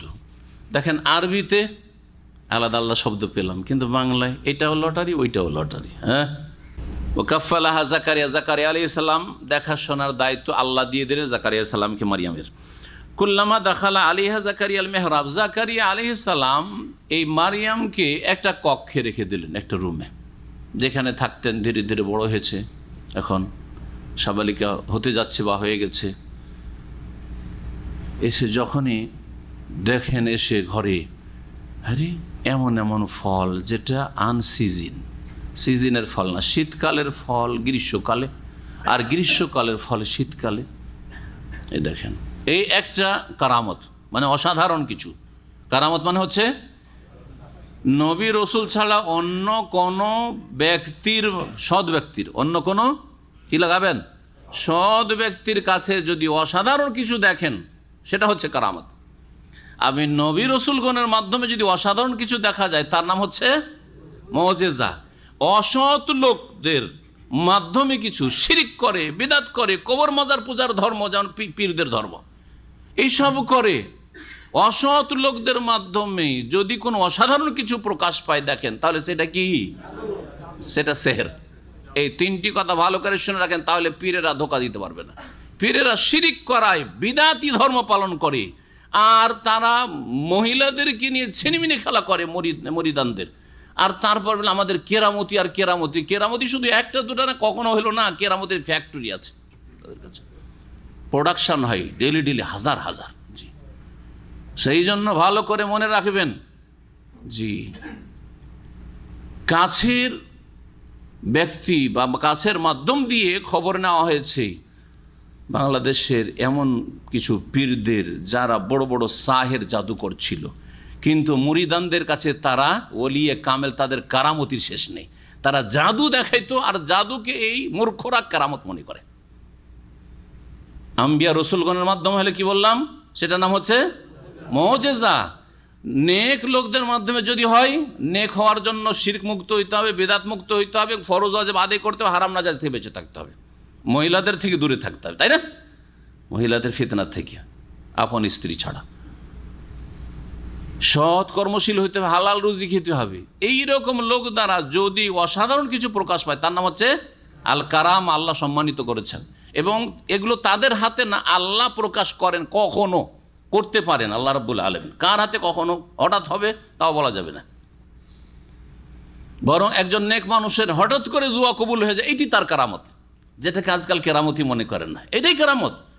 আপনি আল্লাহ পাকের কাছে দোয়া করলেন, সাথে সাথে কবুল হলো, এটা আপনার কারামত। কারামত সম্পর্কে অনেক গুমরাহি আমাদের দেশে রয়েছে। কারামত মনে হচ্ছে ওই ওলির হাতে যখন ইচ্ছা দেখাবে,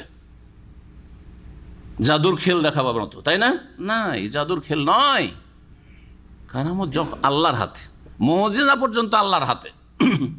বহুবার বলেছি, মুসা আলাইহিস সালাম এর লাঠি, তো সাধারণ লাঠি আগেও ব্যবহার করতেন, নবী হওয়ার আগেও লাঠিটা ব্যবহার করতেন, বকরি চড়াইতেন লাঠি দিয়ে, আছে না নেই কোরআনে? আহুসবে আলাগানামি, হ্যাঁ, ওর উপরে আমি ভর দিয়ে আমি আরাম করি। আতা আক্কা আলী আউসবে আলাগানামি আলিয়া ফিয়ামা আরে ওখরা, মেলা কাজ করি এটা দিয়ে।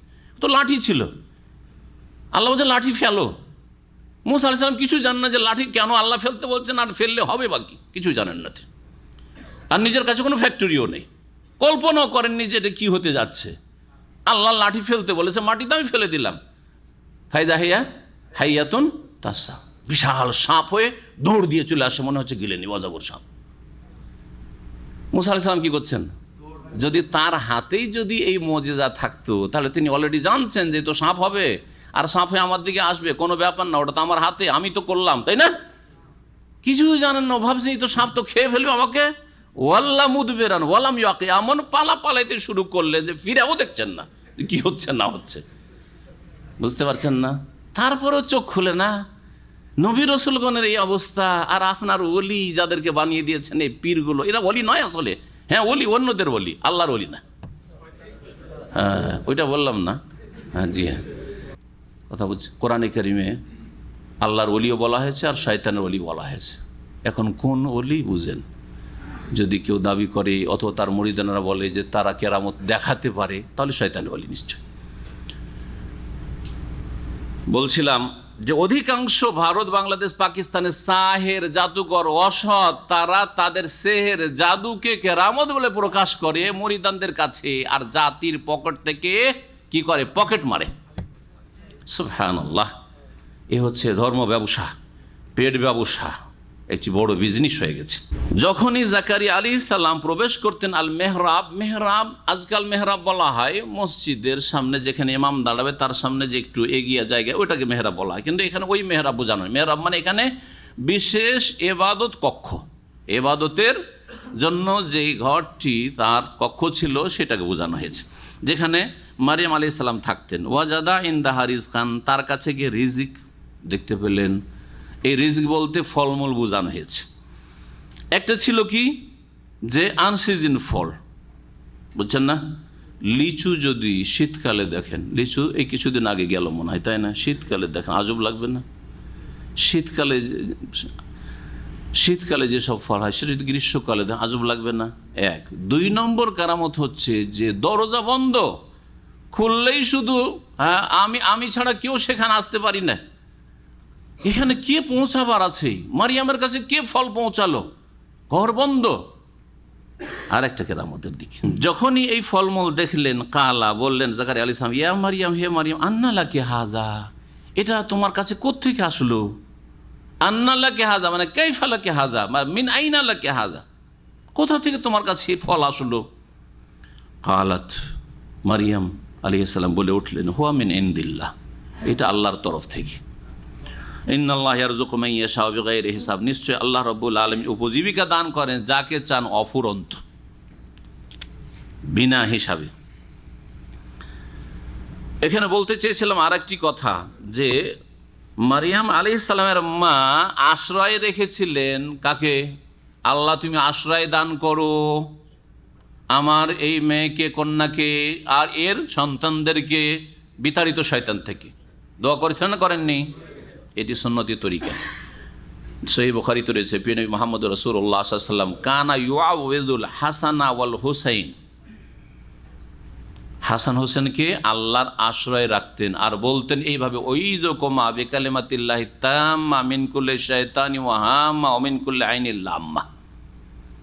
বদনজর থেকে, হিংসা থেকে, মানুষ শয়তান থেকে, জিন শয়তানের অনিষ্ট থেকে, সমস্ত অনিষ্ট থেকে আশ্রয় রাখতেন, আল্লাহর পানাহায় রাখতেন নবী করিম সাল্লাল্লাহু আলাইহি ওয়াসাল্লাম। এইরকমই বাচ্চাদেরকে নিয়ে যখন বাইরে বেরোবেন, কোনো অনুষ্ঠানে বেরোবেন, অথবা লোকজন আসতে পারে তাদের সামনে আপনার বাচ্চা যাবে, আর বিশেষ করে ছেলেমেয়েরা যদি সুন্দর হয় তাহলে সেই ক্ষেত্রে এই দোয়া পড়লে আর কোনো বদনজর লাগবে না, হিংসা কাজ করবে না, অথবা শয়তান, মানুষ শয়তান, জিন শয়তান ক্ষতি করতে পারবে না, সেহের জাদু বান কাজ করবে না। এতগুলি ফায়দা রয়েছে। এই সুন্নতি আমলগুলি করুন। এই সুন্নতি আমল না করে আমাদের দেশের লোকের বিদাতি আমল করে। একটা টিপ দেবে কালো কাজলের, আর সেই টিপটা আবার দিতে হবে কোথায়? মাঝখান নাই, এইদিকে না হয় ওইদিকে দিতে হবে, যাতে করে শয়তান আক্রমণ না করতে পারে, বদনজর না লাগে। শিরক, এটি শিরক। এটি হচ্ছে কি শিরক। এই রকমের যেগুলো মাধ্যম নয়, ওসিলা নয়, সেগুলোকে মাধ্যম মনে করা আত্মরক্ষার, এটা হচ্ছে শিরক। শিরকে আসগার কমপক্ষে এটা হচ্ছে, যদি আল্লাহ হেফাজত করবেন কিন্তু এটা একটা মাধ্যম, তাহলে এটা শিরকে আসগার, ছোট শিরক, কাবিরা গুনাহ। আর যদি মনে করে যে এই কাজলের টিপি রক্ষা করবে আমার বাচ্চাকে, তাহলে বড় শিরক।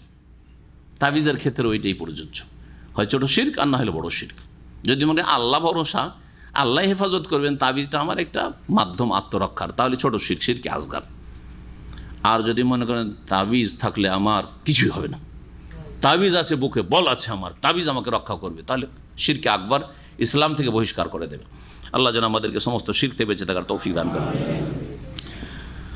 বলছিলাম যে একটি হাদিস রয়েছে আবু হুরায়রা রাদিয়াল্লাহু তাআলা আনহু থেকে, বুখারী মুসলিমের হাদিস। রাসূলুল্লাহ সাল্লাল্লাহু আলাইহি ওয়াসাল্লাম বলেন, মা মিন মাউলুদিন ইউলাদু, যে কোনো শিশু জন্মায় যখন, ইল্লা মাসসাহু শায়তান, তখন শয়তান তাকে স্পর্শ করে, আঘাত করে, খোঁচা মারে। এই খোঁচা মারার কারণে কুহা কুহা করে কান্না করে। শুনেছেন না শোনেন নাই? এমন কোনো বাচ্চা পাবেন না যে মায়ের পেট থেকে ভূমিষ্ঠ হচ্ছে আর কুহা কুহা করেন না। সবাই করেছে, আপনিও করেছেন, আমরাও করেছি, ঠিক না? সবাই করে, ইল্লা ব্যতিক্রম। শোনেন, যখনই জন্মায়, হিনাইউলা, যখনই জন্মায় তখন শয়তান খোঁচা মারে, স্পর্শ করে, ফায়াস্তাহিল্লো সারেখান, সুতরাং তখন চিৎকার করে ওঠে, কোয়া কোয়া করে কান্না করে, মিম্মাসি, শয়তানের আঘাতের কারণে অথবা খোঁচা মারার কারণে। ইল্লা মারিয়াম, ব্যতিক্রম মারিয়াম আলাইহিস সালাম, অবনহা, আর তার পুত্র কে? ঈসা ইবনে মারিয়াম আলাইহিস সালাম। সুম্মা ইয়াকুল, আবু হুরায়রা, তারপর আবু হুরায়রা রাদিয়াল্লাহু তাআলা বলছেন যে এর দলিল যদি কোরআন থেকে পড়তে চাও পড়ো, ইনশাতুম ওয়া ইন্নী উইযুহা বিকা ওয়া যুররিয়াতাহা মিনাশ শাইতানির রাজীম। যে তার মা, মারিয়ামের মা দোয়া করেছিলেন, এই দোয়ার বরকতে তার মেয়েও হেফাজতে থেকেছে শয়তান থেকে, আর তার নাতিও, তার মেয়ের ছেলেও হেফাজতে থেকেছে। জাকারিয়া আলাইহিস সালাম নিঃসন্তান ছিলেন, স্ত্রী বন্ধ্যা বাঁঝা, আর বুড়ো হয়ে গেছেন, হাড্ডির সাথে চামড়া লেগে গেছে, শরীরে গোস্ত নেই, একেবারে বার্ধক্যে পৌঁছে গেছেন। এই সময় ছেলে মেয়ে হবে কল্পনাও করা যায় না, কল্পনার বাইরে। সারা জীবন ছেলে মেয়ে হইল না, আর ছেলে মেয়ে হবে আশা করা যায় না। কিন্তু যখন দেখলেন যে একটা কচি মেয়ে মারিয়াম, তার বন্ধ ঘরে রিজিক, বা তো বন্ধ ঘর, 2 নম্বর আবার সেটা আনসিজন ফলমূল। এই সময় তো এই ফিলিস্তিনে এই সব ফলমূল পাওয়া যায় না, শীতকালেরটা গরমের সময়, গরমেরটা শীতকালে, কেমন কথা। এ দেখার পরে তিনি চিন্তা করলেন যে আল্লাহ যদি এই মারিয়ামকে এইরকম আনসিজন রিজিক দিতে পারেন, তো আমাকে ছেলে মেয়ে আল্লাহ আনসিজন দিতে পারেন না? অবশ্যই পারেন। শুধু আল্লাহর কাছে কোনো কিছু অসাধারণ মনে করবেন, অসম্ভব মনে করবেন। আমরা দোয়া করতে অনেক অসম্ভব মনে করি, অসম্ভব না, অসম্ভব কিছু মনে করবেন না। অসম্ভব একমাত্র আল্লাহ আমাকে মারিও না। যদি এই দোয়া করেন কেউ, আল্লাহ যেন আমি মরতে চাই না, আল্লাহ খুব ভয় লাগে, আল্লাহ আমাকে মারিও না, হবে এটা? অসম্ভব। এই দোয়া করা হারাম, এই দোয়া করা হারাম। কিন্তু যদি দোয়া করেন, আল্লাহ আমাকে বিদেশে মারিও না, জায়েজ কি না? জায়েজ। আল্লাহ আমাকে অমুক জায়গায় মত দিও, জায়েজ কি না? আল্লাহ আমাকে রাষ্ট্রপতি বানিয়ে দাও, জায়েজ কি না? না জায়েজ। একবার এরকম কথা এক জায়গায় বলেছি, বলছে শেখ কেমন কথা বলেছে, দুনিয়া চেয়ে নিলাম। দুনিয়া চেয়ে নিলাম কেন? দুনিয়া চাওয়া মানা আছে নাকি? বলছে দুনিয়া চাওয়া নিষেধ আছে নাকি? আরে নিষেধ থাকবে তো আল্লাহ কেন শিখাইলেন? সবচেয়ে প্রসিদ্ধ দোয়া রব্বানা আতিনা ফিদ দুনিয়া হাসানা। আগে দুনিয়া, কারণ দুনিয়া আগে, এখন দরকার। মরণের পর দুনিয়া নিয়ে তো লাভ নেই, লাভ আছে? রব্বানা আতেনা ফিদ দুনিয়া, আল্লাহ এখন বেঁচে আছে, দুনিয়া দাও, রুজি দাও, সুস্থতা দাও, হ্যাঁ তাই না? স্ত্রী দাও, ছেলে মেয়ে দাও, বাড়ি ঘর দাও, গাড়ি দাও, সব চান। আতেনা ফিদ দুনিয়া হাসানা অফিল আখেরাত হাসানা, আর আখেরাত এরপরে আখেরাত চলে আসছে, আল্লাহ সেখানেও সার্বিক কল্যাণ দান করো, ওয়াকিনা আযাবান জাহান্নামের আযাব থেকে রক্ষা করো। তবে যেটা হারাম সেটা হচ্ছে ফামিনহুম মান ইয়াকুলু রব্বানা আতেনা ফিদ দুনিয়া, কিছু লোকেরা আছে যারা বলে আল্লাহ আমাকে দুনিয়া চাই, রাষ্ট্রপতি হতে চাই, আমি প্রধানমন্ত্রী হতে চাই, আমি মন্ত্রী মিনিস্টার হতে চাই, এই হতে চাই, সেই হতে চাই, আমি দুনিয়ার সবচেয়ে বড় ধনী হতে চাই, আমি বাংলাদেশের নাম্বার 1 পুঁজিপতি হতে চাই, হ্যাঁ এইরকম কিছু চাইলো। আর আখেরাত সম্পর্কে নামাজ জিরো, সিয়াম রোজা জিরো, জাকাত জিরো, হজ জিরো, আল্লাহর গোলামি জিরো, সব কিছু জিরো, সব কিছুতে জিরো, দুনিয়ার হিরো হতে চাই। আল্লাহ বলছেন ওমা লাহু ফিল আখিরাতি মিন খালাক, তাদের আখেরাতে কিছুই অংশ নেই জাহান্নাম ছাড়া, জান্নাতে কোনো ভাগ নেই তাদের, এদের জন্য। শুধু দুনিয়া যদি চান, আখেরাত না চান, হারাম। কিন্তু দুনিয়াও চান আর আখেরাতও চান। আল্লাহ আমাকে সুস্থ রাখো ইমানের অবস্থায়, সুস্থ রাখো ইমানের অবস্থা, এই দুটো দুয়াতে দিনও চাইলেন দুনিয়াও চাইলেন, আমাকে সত্যিকার মুমিন করে দাও আর সুস্থ রাখো। সুস্থ থাকা দুনিয়া নয়, অবশ্য দুনিয়া, কিন্তু এই দুনিয়াতে আমি দিন করব, সুস্থ থাকলেই তোমার ইবাদতবন্দি ভালো করে করতে পারবো। হ্যাঁ, আল্লাহ আমার রিজিকে বরকত দান করো এবং নেক আমল দান, খেরাতের তৌফিক দান করো। কারণ রিজিকে বরকত না হলে আমি যদি নিজেই খেতে না পাই তো কী করে অন্যকে খাওয়াবো? অসুবিধা নেই। জাকারিয়া আলাইহিস সালাম চট করে দোয়া করলেন যে মারিয়ামকে যে আল্লাহ দিতে পারেন অসাধারণ ক্ষমতায়, তিনি আল্লাহর উপর আমাকেও দিতে পারেন, আমি কেউ নিরাশ হব? দোয়া করলে হুনালিকা দা জাকারিয়া রব্বা, তখনই জাকারিয়া আলাইহিস সালাম তার রবের কাছে দোয়া করলেন, রবকে ডাকলেন। কালা বলে রব্বি, হে আমার রব, হাবলি মিল্লা দুনকা, তোমার পক্ষ থেকে আমাকে দান করো যুররিয়াতান তাইয়্যিবা, নেক সন্তান। নেক সন্তান, জুরিয়াতুন সন্তান, কিন্তু জুরিয়া এক বচনের অর্থ হয় না সাধারণত। জুরিয়া হচ্ছে বংশধর, জুরিয়া মানে বংশধর, আর বংশ শুরু হবে আপনার সন্তান থেকে। সন্তানই যদি না, আপনি নিঃসন্তান হতো বংশ কী করে বাড়বে? আর তো বাড়ার উপায় নেই, তাই না? এই জন্য প্রথম বংশ বৃদ্ধি হচ্ছে নিজের ছেলে মেয়ে থেকে। তো এই জন্য যদি কেউ জুরিয়া মানে বলে আল্লাহ আমাকে নেক সন্তান, সৎ সন্তান দাও, পবিত্র সন্তান দাও, তাও ঠিক, কিন্তু আসলে এর শাব্দিক অর্থ হচ্ছে নেক বা সৎ বংশধর আমাকে দান করো। জাকারিয়া আলাইহিস সালাম থেকে ইয়াহিয়া আলাইহিস সালাম, আর এই আম্বিয়া রসুলগণের বংশে কত যে নেক লোকেরা পয়দা হয়েছেন আল্লাহ ভালো জানেন, আর কিয়ামত পর্যন্ত পয়দা হবে, ঠিক না? ইন্নাকা সামিউদ দুআ, নিশ্চয়ই তুমি দোয়া শ্রবণকারী। যখনই এই দোয়া করলেন ফানাদাতুল মালায়েকা, দোয়া কবুল হয়ে গেল। ফেরেশতা আল্লাহ রাব্বুল আলামিনকে, আল্লাহ রাব্বুল আলামিনের হুকুমে, ফানাদাতুল মা, আল্লাহ রাব্বুল আলামিনের হুকুমে ফেরেশতা মালাইকা জাকারিয়া আলাইহিস সালামকে ডাক দিলেন। ওয়া কায়িমুন ইউসাল্লি ফিল মিহরাব, যেই সময় জাকারিয়া আলাইহিস সালাম তার ইবাদত খানায়, ইবাদত কক্ষে সালাত আদায় করছিলেন, নামাজ পড়ছিলেন। এই আয়াতে বোঝা গেল যে আগের নবী রসুলগণের দিনেও সালাত একটি মুখ্য ইবাদত ছিল। এমন কোন উম্মত এবং আল্লাহ নাজিলকৃত ধর্মের অনুসারীরা ছিল না যাদের সালাত নামাজ ছিল না। নামাজ ছিল। আমাদের 5 ওয়াক্ত আছে, তাদের বেশি থাকতে পারে, হ্যাঁ, নিয়ম নীতিমালায় পার্থক্য থাকতে পারে, কিন্তু সালাতের ইবাদত ছাড়া কোনো জাতি ছিল না। যেমন সিয়াম সম্পর্কে আল্লাহ বলছে কামা কুতিবা আলাল্লাযিনা মিন ক্বাবলিকুম, সিয়াম রোজা তোমাদের উপর ফরজ করা হয়েছে, তোমাদের পূর্বের উম্মতদের উপর ফরজ করা হয়েছে। আল্লাহ নাজিলকৃত দিনে যেমন সিয়াম ছিল, তার আগে সালাত ছিল। আম্বিয়া রাসূলগণ সকলেই সালাত আদায় করেছেন। সুতরাং সালাত ছাড়া, নামাজ ছাড়া কোনো মুক্তি নেই, ভালো করে শুনে রাখেন। আর 5 ওয়াক্ত নামাজ যেহেতু নবী করিম সাল্লাল্লাহু আলাইহি ওয়াসাল্লাম মেরাজ থেকে নিয়েছেন, 5-এ 4 করবেন আর আশা করে বসে থাকবেন জান্নাতের, এইরকম ভুলে থাকবেন না। না হলে ভুল যখন ভাঙবে তখন আর সংশোধনের সুযোগ থাকবে না। মওতের পরে ভুল ভাঙবে যে হাই কী করলাম, ফজরটা শুধু পড়িনি, এত নামাজ পড়েছি কিন্তু ফজরটাই শুধু ছেড়ে দিয়েছি। ভুল ভাঙলো তখন, কিন্তু আর সংশোধনের জন্য রব্বের জীবন আল্লাহ ফিরিয়ে দাও, ফজরটা ঠিক করে আসবো। আল্লাহ বলবেন কাল্লা, কোশ্চেন কালেও না, আর ফিরানো হবে না, যা হওয়ার হয়ে গেছে, শেষ। মহান আল্লাহ ইরশাদ করছেন যে ফেরেশতারা ডাক দিলেন জাকারিয়া আলাইহিস সালামকে, ওই সময় যখন তিনি দাঁড়িয়ে সালাত আদায় করছিলেন তার এবাদত খানায় মেহরাবে, কি বলে ডাক দিলেন? আন্নাল্লাহ ইউবাশশিরুকা বিয়াহিয়া, হে নবী জাকারিয়া আলাইহিস সালাম, মহান আল্লাহ আপনাকে সুসংবাদ দিচ্ছেন ইয়াহিয়া আলাইহিস সালামের, আপনার এক সন্তান ভূমিষ্ঠ হবে, যার নাম হবে ইয়াহিয়া। আর এই ইয়াহিয়া নাম কে রেখেছেন? আল্লাহ রেখেছে। যেমন সূরা মারইয়ামে রয়েছে, হ্যাঁ, সূরা মারইয়ামের শুরুতে রয়েছে যে আল্লাহ রাব্বুল বলছেন লাম নাজআল্লাহু মিন ক্বাবলু সামিয়া, এই ইয়াহিয়া নামে কোনো মানুষ আমি এর পূর্বে সৃষ্টি করিনি। ইয়াহিয়া হায়াত থেকে মুফাসসিরিন কেউ কেউ লিখেছেন যে আল্লাহ রাব্বুল আলামিন তাকে যে তার বাবা মায়ের বার্ধক্যে এই হায়াত দান করেছেন, অর্থাৎ সৃষ্টি করেছেন, যেন তার নাম ইয়াহিয়া রেখেছেন। মুসাদ্দিকাম বিকালিমাতি মিন আল্লাহ, যিনি সমর্থক ছিলেন, মুসাদ্দিকান, ইয়াহিয়া আলাইহিস সালাম সমর্থক হবেন, যেন সুসংবাদ দিচ্ছেন, যখন তখন হবেন, তাই না?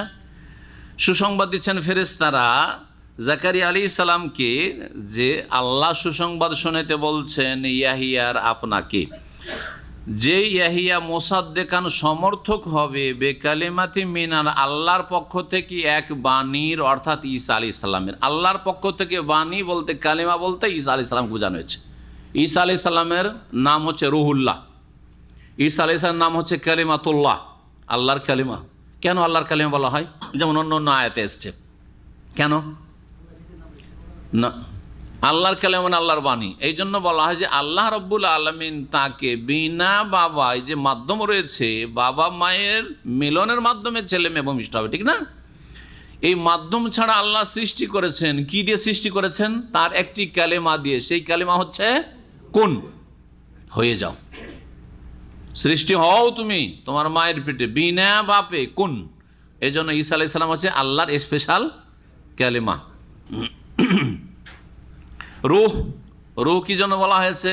যে আল্লাহ রাব্বুল পক্ষ থেকে স্পেশাল এই আত্মা, জি, বিনা মাধ্যমে। এবং জিবরাইল আলাইহিস সালাম ফুঁক দিয়েছেন, হ্যাঁ, তার মায়ের বক্ষে, যেই ফুঁকের মাধ্যমে গর্ভধারণ করেছে মারিয়াম আলাইহিস সালাম। মুসাদ্দিকান, তার মানে ইয়াহিয়া আলাইহিস সালামের নবুয়তের যুগ আর ঈসা আলাইহিস সালামের নবুয়তের যুগ কাছাকাছি সময়, কাছাকাছি সময়। তো ইয়াহিয়া আলাইহিস সালামও সমর্থক হবেন কার? বেকালিমাতি মিন আল্লাহ, আল্লাহর এই কালেমা, অর্থাৎ ঈসা আলাইহিস সালামের দাওয়াতের। ঈসা আলাইহিস সালাম যে রিসালাত এবং দাওয়াত নিয়ে আসবেন তৌহিদের, আল্লাহর দ্বীনের, এই দাওয়াতের তিনি সত্যায়নকারী বা সমর্থক হবেন। ওয়া সাইয়্যিদান, এবং তিনি জননেতা হবেন। সাইয়্যিদ সর্দার বলা হয়, সাইয়্যিদ মানে নেতা, জননেতা হবেন। নেতৃত্ব দুই রকম, একটা হচ্ছে পার্থিব নেতৃত্ব, হ্যাঁ, ক্ষমতার নেতৃত্ব, যেটাকে আজকাল আসল নেতৃত্ব বলা হয়। আর একটা হচ্ছে দ্বীনি নেতৃত্ব, আল কিয়াদা দ্বীনিয়া, হ্যাঁ, ধর্মীয় লিডারশিপ। তো ইয়াহিয়া আলাইহিস সালামকে আল্লাহ তো রাজত্বের নেতৃত্ব দেননি। সাইয়্যিদ যে আল্লাহ বললেন, হ্যাঁ, তিনি কি রাজা হয়েছেন? তিনি কি খলিফা হয়েছেন? না, হন নাই। দাউদ আলাইহিস সালাম খলিফা ছিলেন, সুলাইমান আলাইহিস সালাম বাদশাহ ছিলেন, তাই না? দাউদ আলাইহিস সালাম বাপের পরে। মুহাম্মদ রাসূলুল্লাহ সাল্লাল্লাহু আলাইহি সাল্লাম আল্লাহ পাক খেলাফত দান করেছেন।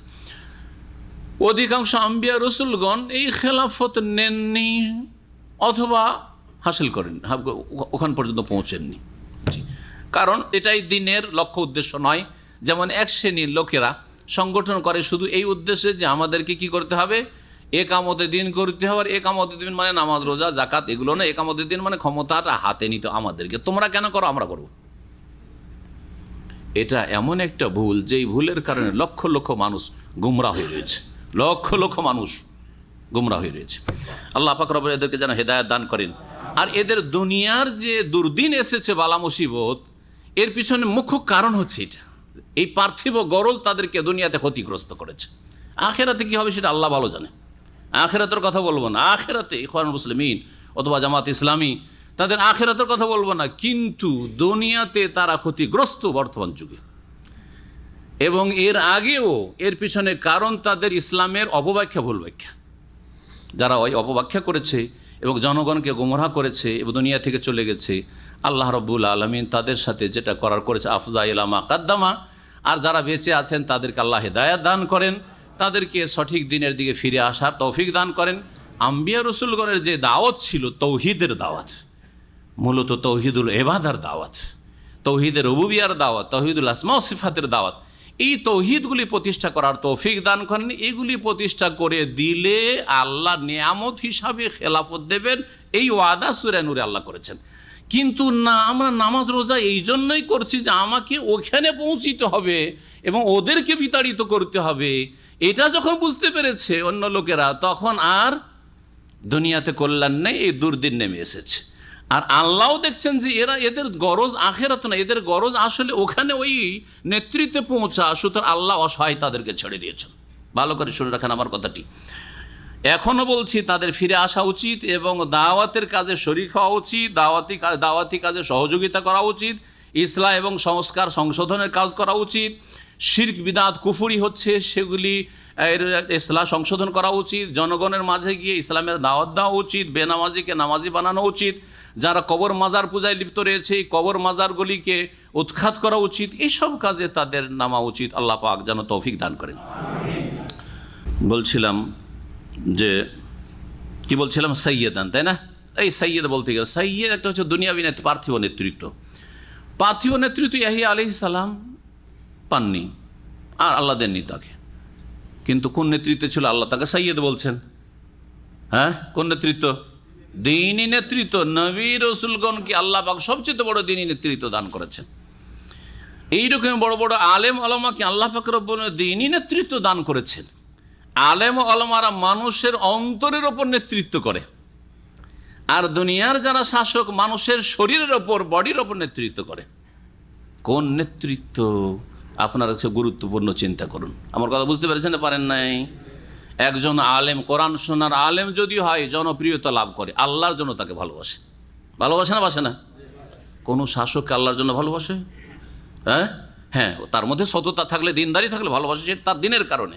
কিন্তু সে যেহেতু নেতৃত্বে গেছে, তাকে নেতা হিসাবে, তার কাছে দুনিয়া আছে, তার হাতে চাকরি আছে, তার হাতে দুনিয়ার ফ্যাসিলিটি আছে, আমাকে অনেক কিছু দিতে পারবে, ওই ভালোবাসা হবে না যেই ভালোবাসা একজনের সাথে আল্লাহর জন্য রয়েছে, রাসূলের জন্য রয়েছে, দ্বীনের জন্য রয়েছে। বুঝছেন না? বুঝছেন না? আব্দুল্লাহ বিন মুবারক রাদিয়াল্লাহু তাআলা বললেও যায়, রাহিমাহুল্লাহ, প্রখ্যাত ইমাম এবং আল্লাহর বড় ওলি ছিলেন। সুবহানাল্লাহ। 1 বছর হজ করতেন, 1 বছর জিহাদ করতেন। এত বড় ইমাম ছিলেন। অথচ ইমাম বুখারী রাহমাতুল্লাহর বড় একজন মুহাদ্দিস ওস্তাদ। 1 বছর জিহাদের সফরে যেতেন, 1 বছর হজের সফরে আসতেন। আর অনেক পয়সা আল্লাহ তাকে দিয়েছিলেন। হজে একা আসতেন না, শত শত লোককে নিজের খরচ, সমস্ত খরচ দিয়ে হজে নিয়ে আসতেন তিনি। এইরকম প্রভাবশালী একজন ইমাম, আলেম, মুহাদ্দিস।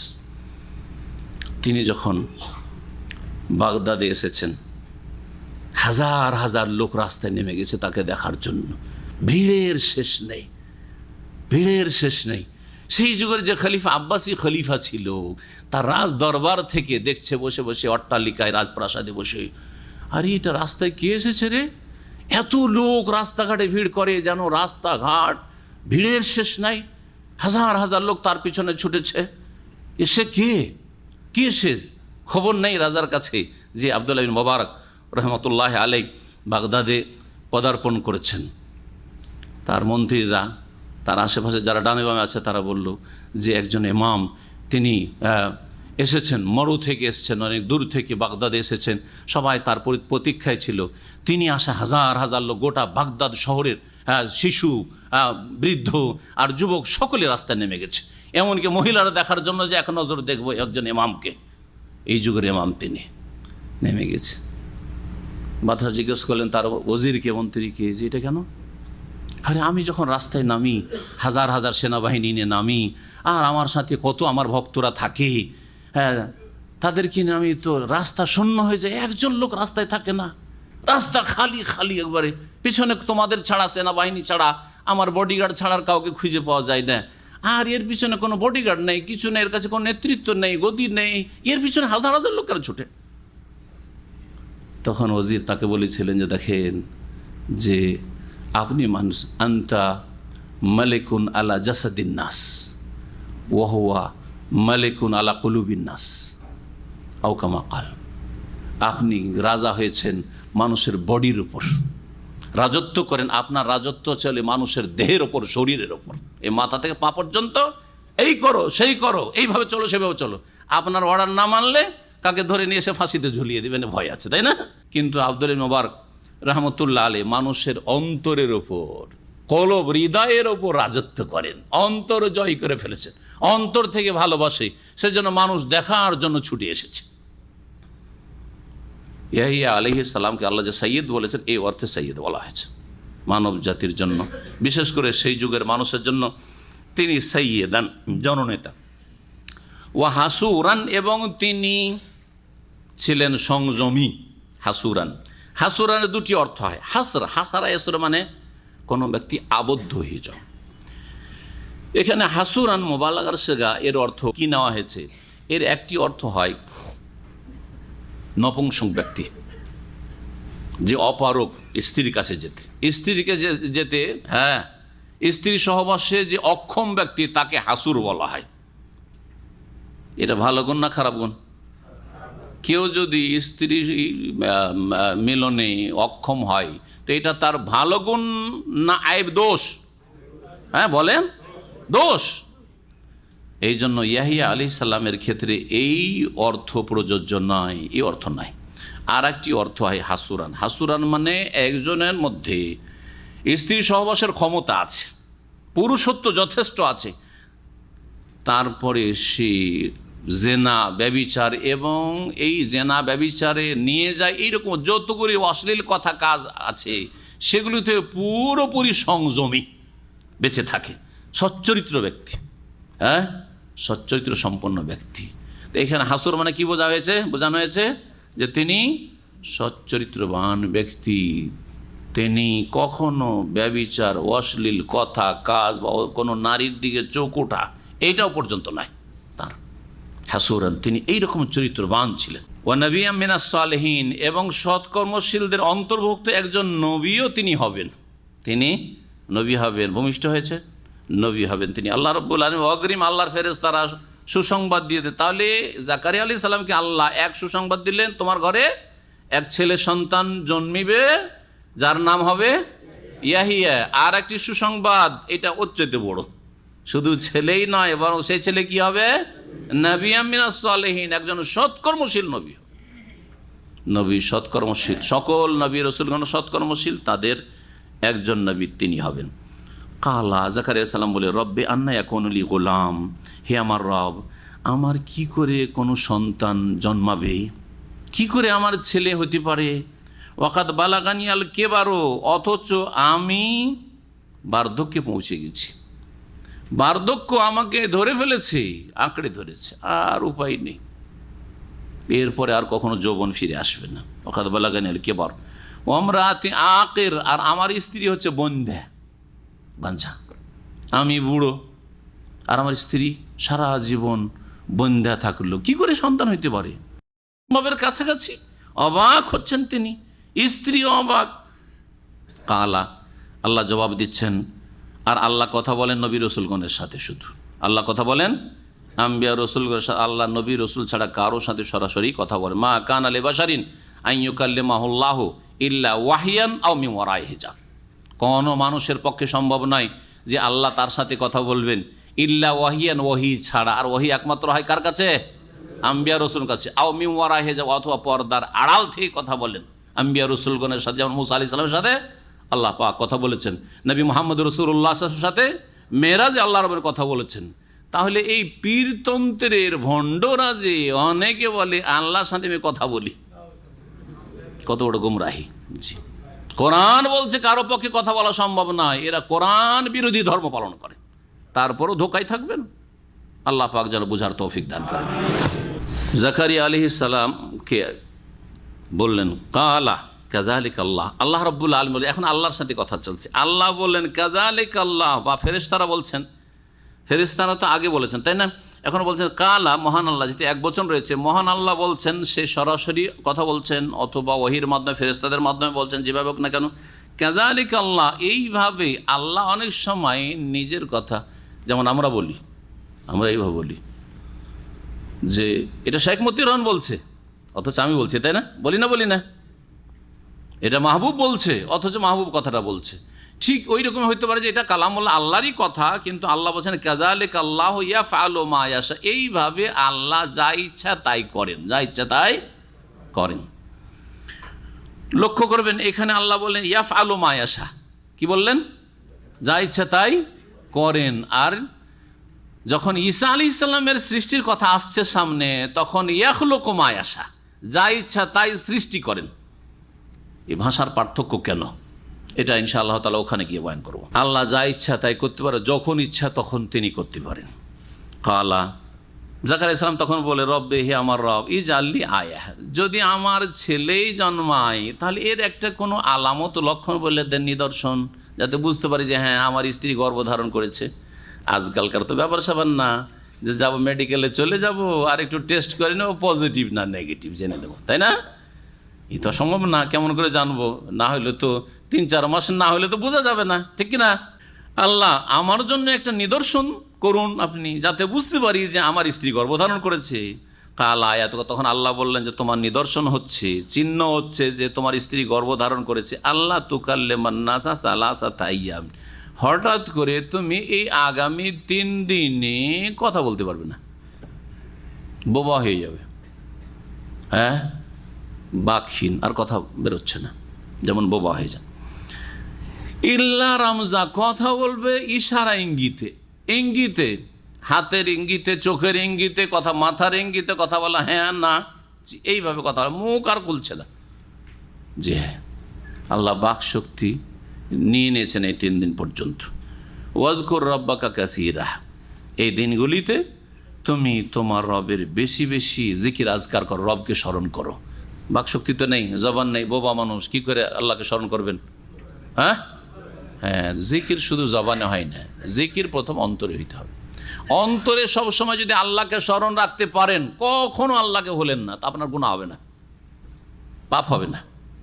আর যদি হয়ে যায় সবসময় অন্তরে স্মরণ আছে, তার মধ্যে 1 মিনিটের জন্য একটা পাপ হয়ে গেল, চট করে একটা গাল দিয়ে দিলেন, কাউকে খারাপ কথা বলে দিলেন, সাথে সাথে কি করবেন আপনি?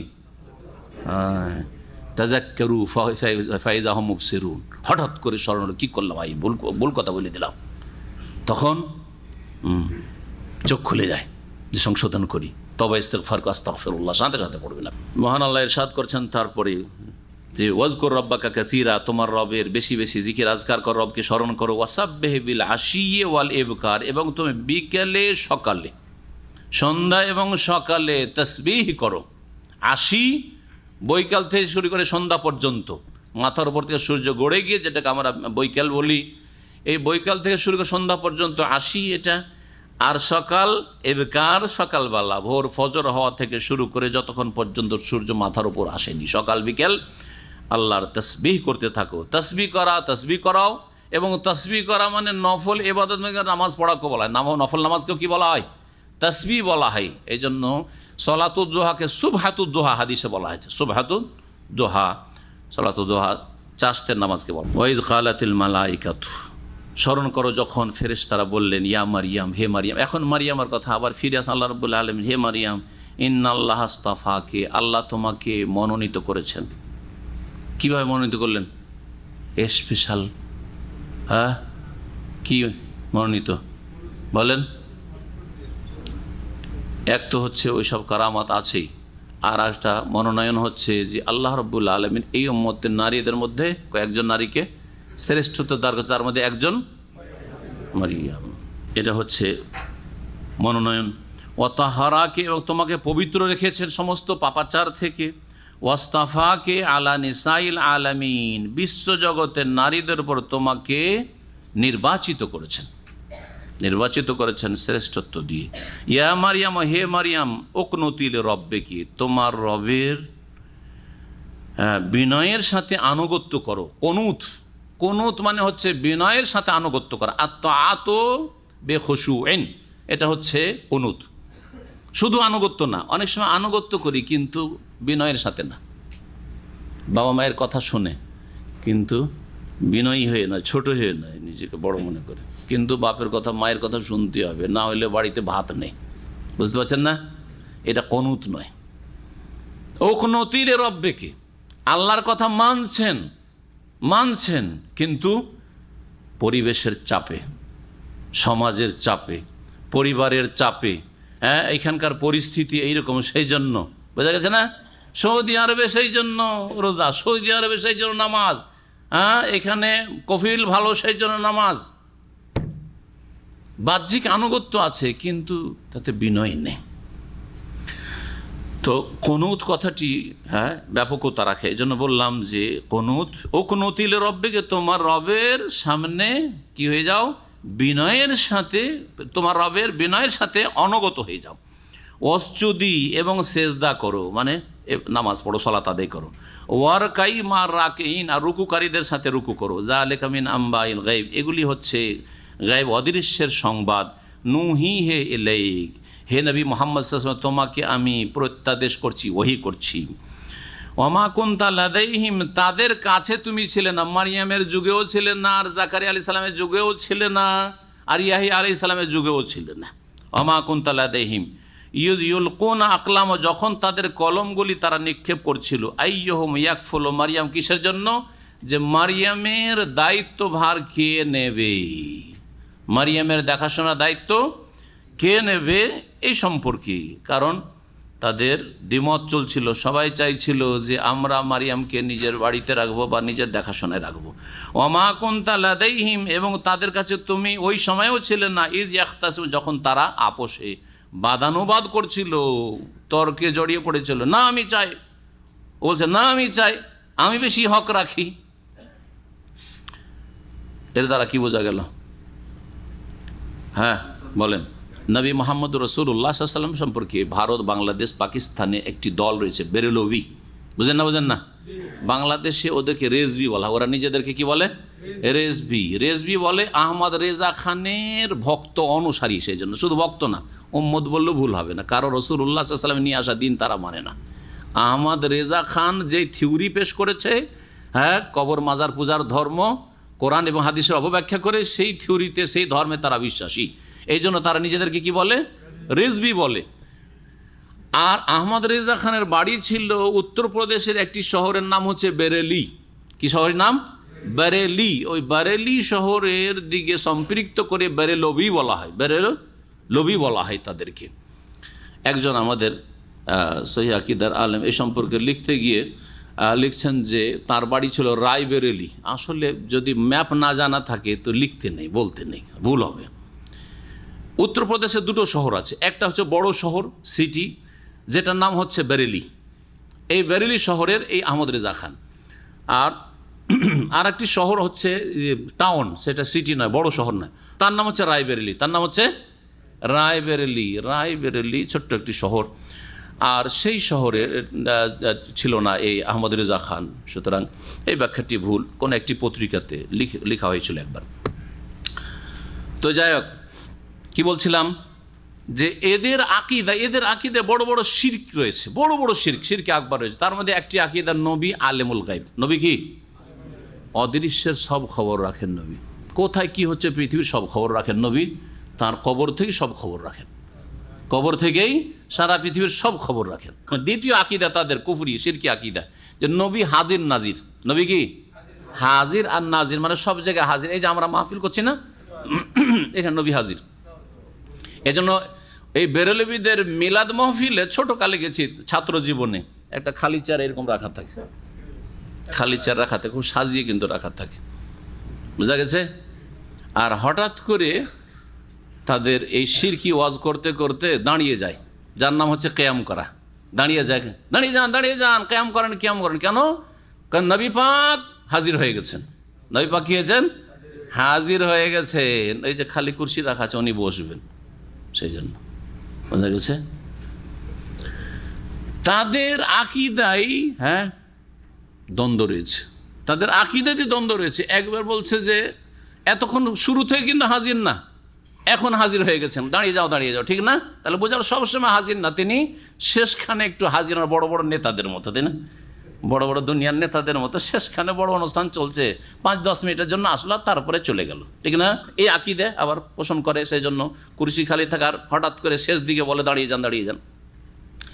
আবার সাধারণভাবে তারা আকীদা লিখেছেন নবী সাল্লাল্লাহু আলাইহি ওয়াসাল্লাম সবসময় হাজির, সর্বত্র হাজির, সব জায়গায় হাজির, সর্বক্ষণ হাজির, সর্বত্র হাজির।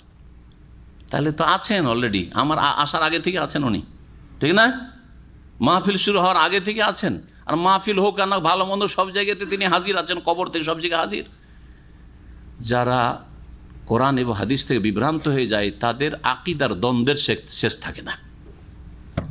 নবী হাজির, এটা তাদের আকীদা, বড় শিরকি আকীদা। নাজির, নাজির মানে তদারককারী, তিনি সব কিছু দেখছেন, তিনি সব কিছু কী করছেন?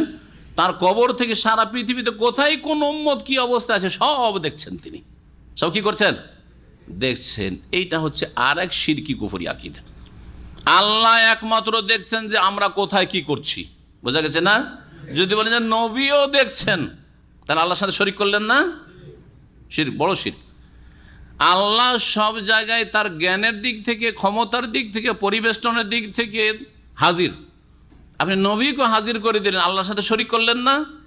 আল্লাহ হচ্ছেন আলেমুল গায়ব, নবীকে আল্লাহ ঘোষণা করাচ্ছেন কোরআনে কারীমের একাধিক আয়াতে, ওয়ালা আলামুল গায়বা, আমি গায়েব জানি না। আর বেরুলিবে বলছেন না নবী সব আলেমুল গায়েব জানে। তাহলে কোরআন বিরোধী ধর্ম না? নবী যদি আলেমুল গায়বী হন আর হাজির নাজির হন, অতীত হাজির, তার জীবদ্দশাতে হাজির, তার এন্তেকালের পরেও হাজির, এটাই কিন্তু তাদের কিতাবে লেখা আছে, বেরুলবিদের কিতাবে লেখা আছে। তাই যদি হয়তো আল্লাহ তো বলছেন যে ওমা কুনতাল্লাহ, হে নবী মুহাম্মদ সাল্লাল্লাহু আলাইহি সাল্লাম, তুমি ওই সময় ছিলে না, কিন্তু অনুপস্থিত। এরা বলছে হাজির, আর আল্লাহ বলছেন তুমি গায়ের হাজির। জাকারিয়া আলাইহিস সালামের যুগে, ইয়া আলাইহিস সালামের যুগে, ঈসা আলাইহিস সালামের যুগে, মারিয়ামের যুগে তুমি হাজির ছিল, ওমা কুনতাল্লাহ, এখানে ছিলে না। বুঝতে পারলেন না? তাহলে তাদের এই শিরকি আকীদার খণ্ড রয়েছে আয়াতে। সময় এগিয়ে চলে গেছে, এই পৃষ্ঠার একটি আয়াত রয়েছে, শেষ করি। ইয কালাতিল মালায়েকা, স্মরণ কর যখন ফেরেশতাগণ বললেন, ইয়া মারিয়াম, হে মারিয়াম, ইন্নাল্লাহ ইউবাশশিরুকি, নিশ্চয় আল্লাহ তোমাকে সুসংবাদ দিচ্ছেন, বিকালিমাতিন মিনহু, তার পক্ষ থেকে একটি বাণীর, মানে বাণীর মাধ্যমে এক সন্তানের, ঈসা আলাইহিস সালামের সুসংবাদ। এইখানে কালিমা ঈসা আলাইহিস সালাম। ইসমহুল মাসিহ, যেই বাণীর নাম হচ্ছে আল মাসিহ, তার নাম হচ্ছে একটি মাসিহ, এবং মারিয়াম পুত্র ঈসা, মারিয়াম পুত্র ঈসা আলাইহিস সালাম। ওয়াজিহান ফিদ দুনিয়া ওয়াল আখিরা, তিনি ইহজগৎ পরজগতে, দুনিয়া আখিরাতে বড় সম্মানিত, মর্যাদা সম্পন্ন, অমিনাল মুকাররাবিন, এবং তিনি আল্লাহ রাব্বুল আলামিনের সান্নিধ্য লাভকারীদের অন্তর্ভুক্ত, আল্লাহ রাব্বুল আলামিনের নৈকট্যপ্রাপ্তদের অন্তর্ভুক্ত। আল্লাহ রাব্বুল আলামিন বললেন ঈসা মসিহ আলাইহিস সালাম, ঈসাকে মসিহ কেন বলা হয়? কেন বলা হয়? মাসায়ামসাহ মানে হাত বুলানো, হাত ফিরানো। ঈসা আলাইহিস সালাম কোনো জন্মান্ধের চোখের উপর হাত ফিরালে অথবা কুষ্ঠ রোগীর ওপর হাত ফিরালে সাথে সাথে রোগ নিরাময় হয়ে যেত, সেই জন্য তাকে কি বলা হয়েছে? মাসিহ। ঈসা আলাইহিস সালামকে মাসিহ বলা হয়, আবার দাজ্জালকে মাসিহুদ দাজ্জাল বলা হয়। তাহলে এমন কোন বৈশিষ্ট্য হলো? আপনার যেটা নাম সেটা এক নাস্তিকেরও যদি নাম হয় তো খারাপ লাগবে না? লাগবে না? দূর রে, নামটা তো আমার ভালো, কিন্তু এক বড় নাস্তিকের নাম সেম আমার মতোই, খারাপ লাগবে না? লাগবে না? হ্যাঁ, এই জন্য ওলামারা বলেছেন, শুনে রাখেন ভালো করে, মাসিহ দুই আলা কিসমাইন, দুই রকমের, মাসিহুল হুদা আর মাসিহুদ দালালা। হেদায়েতের মাসিহ হচ্ছেন ঈসা আলাইহিস সালাম, আর গুমরাহির মাসিহ হচ্ছে দাজ্জাল, এই কানা দাজ্জাল, গুমরাহির মাসিহ। দাজ্জালকে মাসিহ কেন বলা হয়? মাসায়ামসাহ মানে পৃথিবী ভ্রমণ করা থেকে কেউ কেউ বলেছেন, হ্যাঁ, আর কেউ বলেছেন যে তার চোখ একটা মুছা থাকবে, একবার চোখ বন্ধ, লেপা থাকবে, লেপা বুঝেন তো? হ্যাঁ, লেপা থাকবে, বন্ধ একবার একটা। তো এই জন্য তাকে কি বলা হয়েছে? মাসিহ বলা হয়েছে। আর ঈসা আলাইহিস সালামকে মাসিহ বলে, তিনি হেদায়েতের মাসিহ, আর দাজ্জাল হচ্ছে গুমরাহির মাসিহ। একটি হাদিস শোনাবো, সেটা না শোনালে অসম্পূর্ণ হয়ে যাবে। বললাম যে আল্লাহ রাব্বুল আলামিন কোরআনে কারিমে ইরশাদ করেছেন যে মারিয়াম আলাইহিস সালামকে কি করেছেন? ওয়াস্তাফাকে আলা নিসাইল আলামিন, বিশ্ব জগতের নারীদের ওপর তাকে আল্লাহ কি করেছেন? সম্মানিত করেছেন মনোনয়নের মাধ্যমে। এই মনোনয়ন অথবা নির্বাচন আল্লাহ করেছেন। এই মর্মে বেশ কিছু হাদিস রয়েছে, তার মধ্যে একটি হাদিস আবু মুসা আশআরী রাদিয়াল্লাহু তাআলা আনহু থেকে বর্ণিত। তিনি বলছেন, কালা রাসূলুল্লাহ সাল্লাল্লাহু আলাইহি ওয়াসাল্লাম কামুলা মিনার রিজালি কাসীরুন, পুরুষ জাতির মধ্যে অনেকেই পূর্ণতা লাভ করেছে, কামেল হয়েছে। বলছেন নবী করিম সাল্লাল্লাহু আলাইহি ওয়াসাল্লাম, কামুলা মিনার রিজালি কাসীর, পুরুষদের মধ্যে অনেকে কামেল হয়েছে, পূর্ণতা লাভ করেছে। ওয়ালাম ইয়াকমুল মিনান নিসাই, নারী জাতির মধ্যে কেউ পূর্ণতা লাভ করতে পারেননি, তাদের ঈমান অর্ধেক। হাদিসে বলা হয়েছে ইল্লা মারিয়াম বিনতে ইমরান, তবে ইমরানের মেয়ে মারিয়াম পূর্ণতা লাভ করেছে। ও আসিয়া ইমরাত ফিরাউন, ফিরাউনের স্ত্রী আসিয়া রাদিয়াল্লাহু আনহা পূর্ণতা লাভ করেছে। এই হাদিস অনেকগুলি কিতাব রয়েছে, আবু দাউদ ছাড়া বুখারী মুসলিমে রয়েছে, অন্যান্য হাদিসের কিতাবগুলিতে রয়েছে। আর সহিহ বুখারীতে আরও রয়েছে অতিরিক্ত, কামুলা মিনার রিজালি কাসীর, পুরুষদের মধ্যে অনেকে পূর্ণতা লাভ করেছে, আর নারীদের মধ্যে কয়েকজন পূর্ণতা লাভ করেছে। আসিয়া ইমরাত ফিরাউন, ফিরাউনের স্ত্রী আসিয়া, ইমরানের মারিয়াম। ও আন্না ফাজলা আয়েশা আলা নিসাই কা ফাজলি সারিদ আলা সাইরি তাম, আর নারীদের ওপর আয়েশার শ্রেষ্ঠত্ব হচ্ছে যেমন সমস্ত খাবারের ওপর সারিদ নামক খাবারের শ্রেষ্ঠত্ব প্রাধান্য রয়েছে আরবদের মাঝে। আরবদের কাছে নবী করিম সাল্লাল্লাহু আলাইহি ওয়াসাল্লামের জামানায় একটি সারিদ নামে খাবার তৈরি হতো, যেই খাবারটি সমস্ত খাবারের মধ্যে ভালো খাবার তাদের মাঝে মনে করা হতো। সেই খাবারটি কি দিয়ে তৈরি হতো শোনায়, সারিদ, তাতে টুকরো টুকরো করা হয় রুটিকে, রুটি ভেঙে ভেঙে টুকরো করা হয়, আর তাতে গোস্ত দেওয়া হয়, ঝোল থাকে, গোস্ত ঝোল, আর তার সাথে রুটিকে মিক্স করে পাকানো হয়। এই খাবারকে সারিদ বলা হতো। এই খাবারটি সেই যুগের প্রিয় খাবার ছিল, এখনও আরবরা খায়, হয়তো নাম পরিবর্তন করে দিয়েছে, কিন্তু এই খাবার অনেকে আরবরা মাঝে মধ্যে খায়।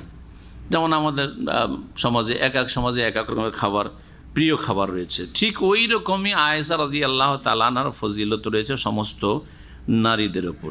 তাহলে কয়জন নারীর কথা আসলো? হ্যাঁ, আর একটি হাদিস শোনাই, এইগুলো তো বুখারী মুসলিমের শোনালাম। আরেকটি হাদিস শোনাই, আলী বিন আবি তালিব রাদিয়াল্লাহু তাআলা আনহু থেকে বর্ণিত। তিনি বলছেন যে সামিআতু রাসূলুল্লাহ ইয়াকুল খায়রুন নিসাইহা মারিয়াম বিনতে ইমরান, ইমরানের মেয়ে মারিয়াম হচ্ছে নারীদের মধ্যে সবচেয়ে শ্রেষ্ঠ নারী, খায়রুন নিসাইহা। ওয়া খায়রুন নিসাইহা, আর নারীদের মধ্যে শ্রেষ্ঠ নারী হচ্ছে খাদিজা বিনতে খুয়াইলিদ, খুয়াইলিদের মেয়ে খাদিজা রাদিয়াল্লাহু আনহা। তিনি কে? নবী করিম সাল্লাল্লাহু আলাইহি ওয়াসাল্লামের প্রথম স্ত্রী উম্মুল মুমিনিন। হ্যাঁ জি, কয়জনের নাম হইল? 4 জন হয়ে গেল। আর ফাতেমা রাদিয়াল্লাহু তাআলা আনহা সম্পর্কেও রিওয়ায়াত রয়েছে তার ফজিলতের, এবং হাসান হোসেনের যেমন ফজিলত রয়েছে, সুতরাং তাকে পঞ্চম গণ্য করা যায়। কিন্তু আমাদের ভারত, বাংলাদেশ, পাকিস্তানে মুসলিম সমাজে ফাতেমা রাদিয়াল্লাহু তাআলা মা ফাতেমা বলা এটা বিদাতি কথা। মা ফাতেমা বলা কি বেদাতি কথা, কারণ আল্লাহ বলছেন ওয়াজওয়াজুহু উম্মাহাতুহুম, নবীর বিবিগণ আমাদের উম্মতের মা। আমাদের মা কারা? নবীর স্ত্রীগণ। ফাতেমা কে? নবীর মেয়ে। তো নবীর প্রথম বিবি কে? খাদিজা, তাহলে আমাদের মা। আর খাদিজার পেট থেকে ভূমিষ্ঠ হলেন ফাতেমা রাদিয়াল্লাহু তাআলা। মা ফাতেমা, মেয়েও মা আর মেয়ের মাও মা, নাকি? আজব বেদাতিদের কথা এই পরিভাষা। সুতরাং এই বেদাতি ভাষাটি আপনারাও ছেড়ে দেন, আপনারা আগে ছাড়েন, বক্তারা ছাড়ুক আর না ছাড়ুক, বক্তাদের তো পয়সা দরকার। মা ফাতেমা বললে বেশি পয়সা দিবেন আপনারা। হ্যাঁ, শুধু ফাতেমা বললে না, এই বক্তা মজা লাগে না। সুর করে মা ফাতেমা বললে বেশি পয়সা বের করবেন। তো আপনারা আগে তওবা করেন, তখন বিদাতি মোল্লারা দেখবে যে না, বক্তারা দেখবে যে আর পোষায় না, আমাকে ডাকে না, ওই যে মা ফাতেমা বলার কারণে আর ডাকে না আমার জলসায়, বুঝছেন না? তখন ওরা ছাড়বে। আল্লাহ যেন হেদায়েত দান করেন। নবীর স্ত্রীদের নাম রাখেন, নবীর মেয়ের নাম রাখেন, জাইনাব রাখেন, উম্মে কুলসুম রাখেন, রোকাইয়া রাখেন, যে কোনো ভালো নাম রাখেন। এই ফতোয়া কোথায় পেলেন? আপনি যদি ফতোয়া দেন তো মুশকিল। হ্যাঁ, ওয়া সাল্লাল্লাহু ওয়া সাল্লাম আলা নবিয়িনা মুহাম্মদ ওয়া আলা আলিহি ওয়া সাহবিহি আজমাইন।